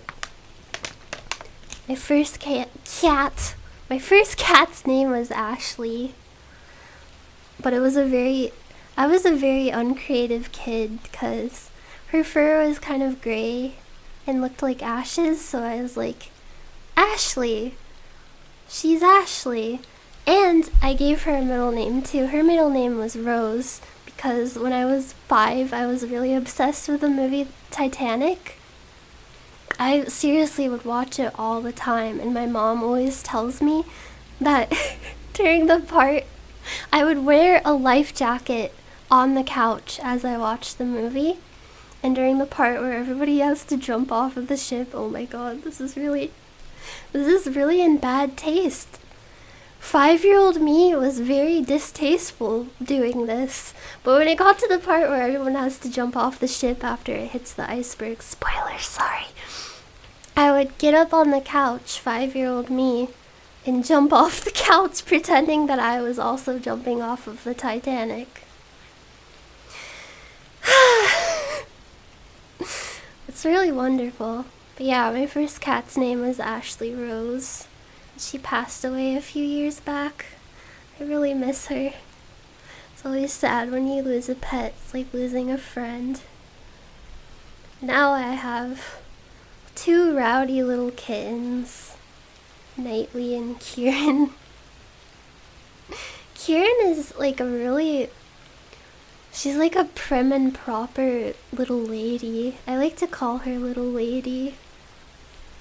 She just looks really fancy and kind of full of herself sometimes. They're really, really pretty cats though. My cats are prettier than me. They're like model cats. They're ragdolls, and they have these like gorgeous big blue eyes, and their fur is super fluffy and soft. I love them. I love them. I love them. Also, I just got them fixed. Ooh, I got them fixed. What was broken in my cats? Ha ha ha. Got them spayed and neutered. Like almost last week Thursday. And I've never gone through owning a pet and having to spay or neuter them before. And it is a lot more work than I thought it would be, taking care of them after that surgery. It was really scary too. I do not like when my pet is like away from me and in some strange place. Especially if they're being operated on. That's also scary, but I missed them so much after I dropped them off. I was so happy when I got to pick them up again. But they have to wear those cones, like the cones of shame. And there's a very, very important purpose for those. They're not just for making your pet look ridiculous. It's to keep them from messing with the surgery area, like the incision. Because if they lick at it even a little bit, they could open up the wound again, and you're gonna have to go all the way back to the vet and possibly have them operated on again to fix that so that they don't hurt themselves really, really badly. So that's really scary. So they have to keep those on. And at first they hated them a lot. Kieran especially hated it because she's a little fancy lady. But Knightley got used to it pretty quickly. He's not the most graceful boy. I'm sorry if this is too gross, but he has this problem when the cone is on. He can't use the litter box correctly because for some reason he likes to like sniff at his doo-doo pile after he deposits it. He makes a little doo-doo deposit in the litter bank. And before he like covers it up with the litter, he puts his head down to smell at it. And you see the problem here. The cone scrapes into the doo-doo pile and he gets poop on it. And then in the process of like doing this also, because Because the cone, another problem of the cone is that it messes with their peripheral vision and makes it hard for them to tell where they're going, what they're doing. He gets it all over his feet also. And this is really terrifying because in the middle of the night, he will go to the bathroom and this will happen. And he jumps up into the bed and I smell poop. And I'm like, oh my god, I'm living in a fucking nightmare. So that didn't end well. So now I had to like rip off most of my sheets and wash them. And then he has to be carted into the bathroom to have his doo-doo feet, his little doo-doo feet rinsed off in the sink, and he hates every second of it, and it's really sad. But I'm sorry, you can't walk around with doo-doo on your feet, little man. It just can't happen. But I'm pretty sure he wouldn't want to walk around with the doo-doo on his feet either, so he's gonna have to put up with it. It's so awful though. And for her, the cone, she's had trouble figuring out how to eat and drink with the cone on, so we just take the cones off when we feed them. 'Cause we keep a really close eye on them to make sure they're not messing with their surgery scars or anything when we do it. But also in general, she was really listless and pissed off all the time having to wear the cone, and I felt really bad. So I looked up alternatives to the cone, and I found a bunch of ones that could have worked. They have these little inflatable they look like donuts that you put on the pet's head around their neck. Kind of looks like an airplane pillow. They like that. But I read reviews for this thing and it was just it keeps popping and it sucks. So that idea was scrapped. And then I found it's basically a suit, a onesie, a baby onesie, but for a cat. And it's perfect for her, 'cause she especially hates the cone.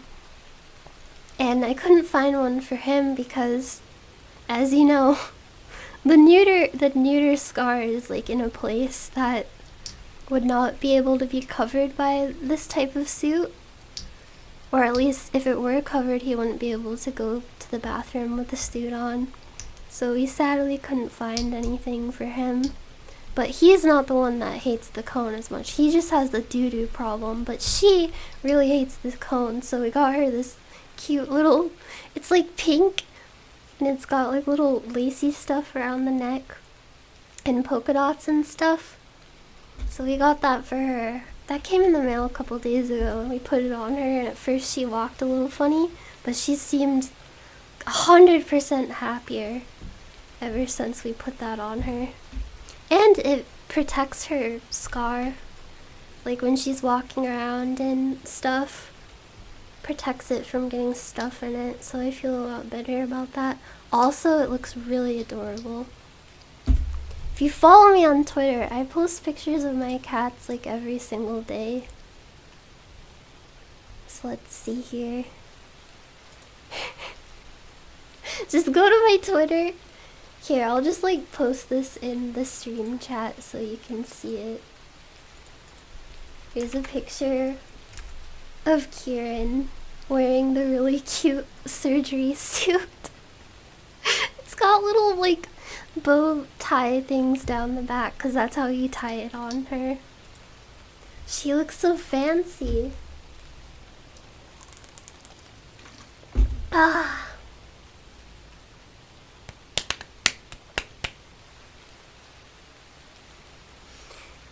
Yeah, it's an ordeal though, and they can't have their cones and surgery suits taken off till next week, so I have one more full week of this. It's been a lot. But you know, you gotta get your pets fixed. It's for their health and for the good of all. I found one that had the fabric casing, but it also had bad reviews. Like, people said it kept coming off of their pet, and it made me worried because I would hate it if I were like asleep and he got it off and started messing with his surgery scar and I didn't know about it. It's just a lot of anxiety. They're recovering really well though. I was really worried at first about complications and stuff. Yeah, it's a little surgical gown, but it's like cute and fancy. I love it. I love my cats.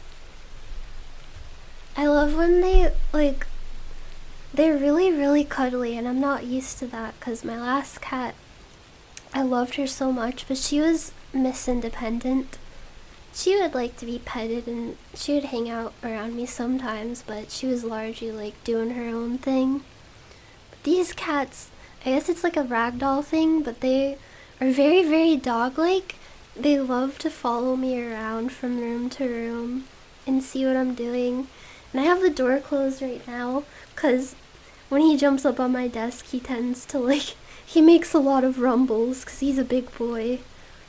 And I don't want them up on my desk messing with stuff while I'm streaming. Because then I'll be like, cats! Get out of here! When I'm trying to read the Batman script, but, you know.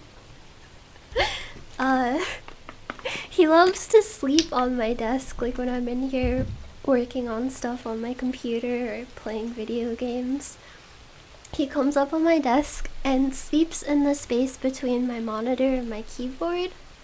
He just gets all splayed out, really comfy. And he snores really loud sometimes. It's really cute. I love when my hands get sweaty when I'm when I'm playing video games. Because I can pet my cat. And it, and it wipes the sweat off of my hands. I'm sorry, that's really disgusting.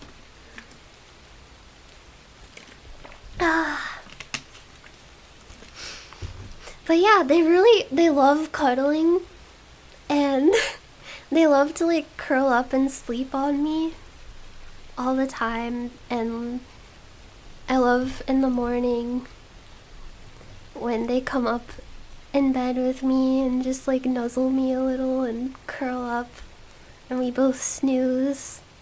Feels really good.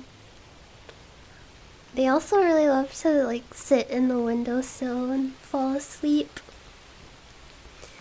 I really wish I was a cat, because cats have the best life ever. I want to sleep in a windowsill and bask in the sun and have that just be my life.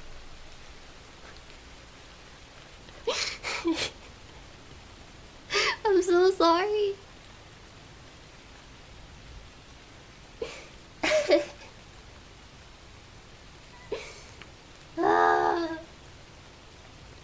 I don't know, from the perspective in this looping video thing, it looks like the stuff on the box and stuff is under a roof of some sort, like a balcony roof.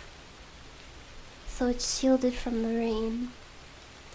However, this is me, apparently. God, I wish that were me. Is out here in the rain, reading about Batman. Alone. Oh, look at me, I'm going down the stairs. Now I'm going up an elevator. Now the lower half of my body is cut off and I'm dead.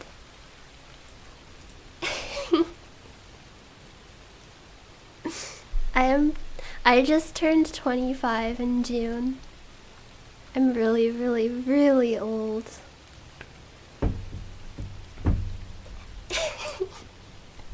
I'm sorry for scaring you. It's not Halloween yet. I should read like creepy pastas for Halloween. Would you like that? I gotta do like a Twitch and YouTube double feature Halloween extra spooky stream. Extravaganza.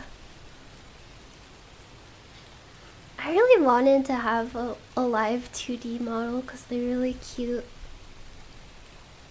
I feel like everyone's jumping on the VTuber train now.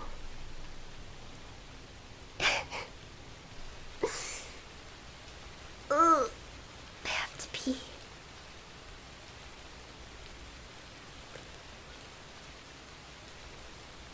There's too many VTubers now. They're everywhere. I can't keep track of them. I'm an old fart. I don't even know how to play Fortnite. I played Fortnite for like a few weeks and I was like, I'm really bad at this game, huh? And I stopped.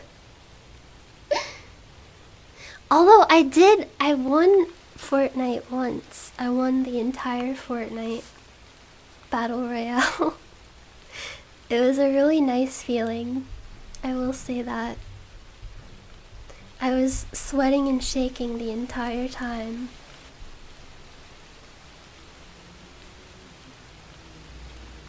Okay, it has been almost 4 hours and I'm super hungry.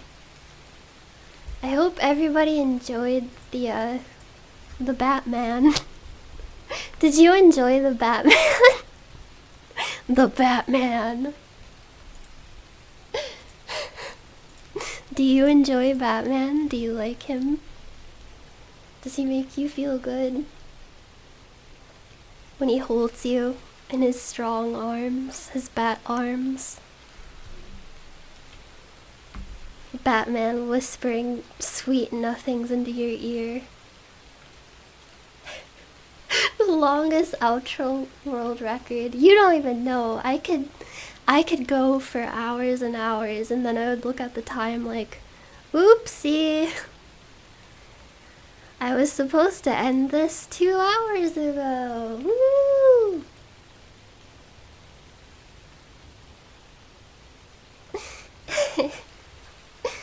I used to play a whole lot of Overwatch, but I stopped playing. It's lost its magic for me lately. They change the game too often, so it's like I'll stop playing for a few months and then I'll get back into it, like, okay, I'm gonna learn how to play this game again. I finally get used to the game again, and then they change something drastically and it's like, whoa, now what do I do? And then they add a new character and I have to get used to the new character and how it fits into the team compositions and the games as a whole, and they just keep adding new characters like every single month, and it's like, slow down. Let us get used to the existing new characters. But people are like so hungry hippo for new content. They're just chomping at the bit like, alright, the new hero may have came out like 3 hours ago, but okay, well, where's the next hero? What's the new hero gonna be? Hammond? Hamster? I need new stuff now! So they, like, I guess they feel like they have to cater to the people who are always really thirsty for new content at all times. Because I guess they think that if they don't update it constantly, that people will get bored. But there's a sweet spot that you have to hit with that kind of thing, because people are either too bored, or if you update it too much, everyone is just like unsettled because they don't know what the game is even like anymore. It changes too much. They don't have time to adapt. They keep doing hero reworks on the same hero over and over again. Symmetra.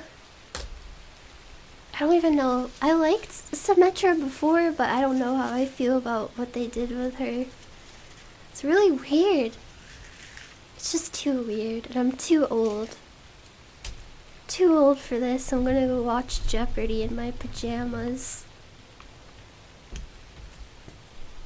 I have a sad life. Ligma.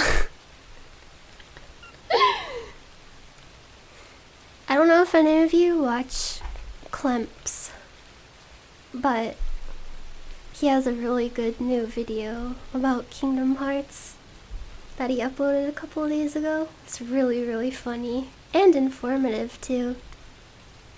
He has a really good Kingdom Hearts video series.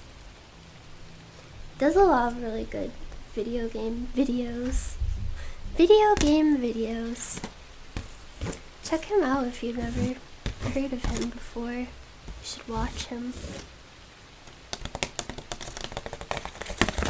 ASMR.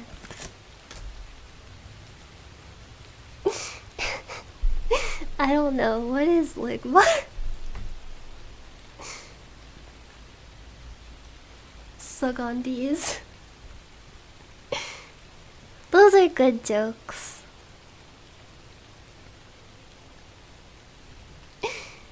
Oh yeah.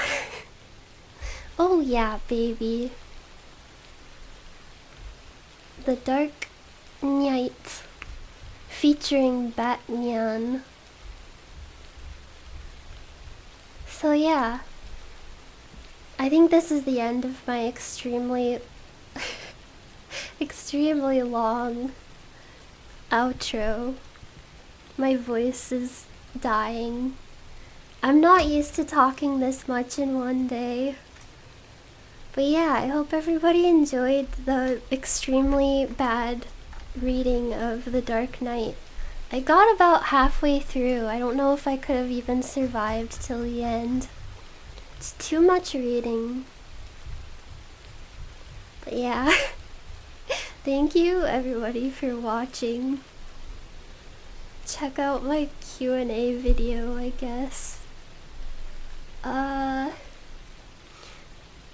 I will upload a new song this week, probably, maybe. Yes. Yes! So look forward to that. I love you all. Stay hydrated with water.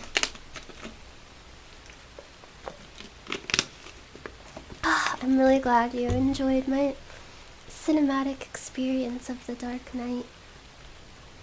I did my best. Maybe I'll do Freddy Got Fingered next. And Napoleon Dynamite. I want to do them all. Freddy Got Fingered is one of my favorite movies of all time, even though it's really awful. It's a guilty pleasure. Anyway. Thank you everybody. I hope you have a really nice rest of your day. I'm gonna go eat and die.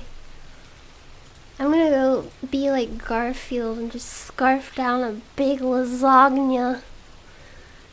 Lay down on the couch and fart. No, I won't do that. I promise I won't. I'm a girl. Don't you forget it. I'm sorry for fart humor. I'm 8 years old. Okay.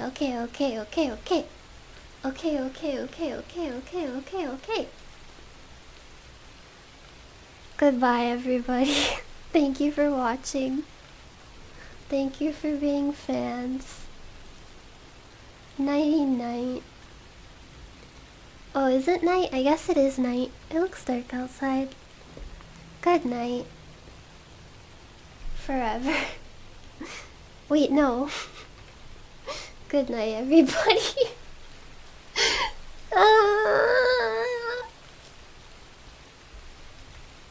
It's so hot in here.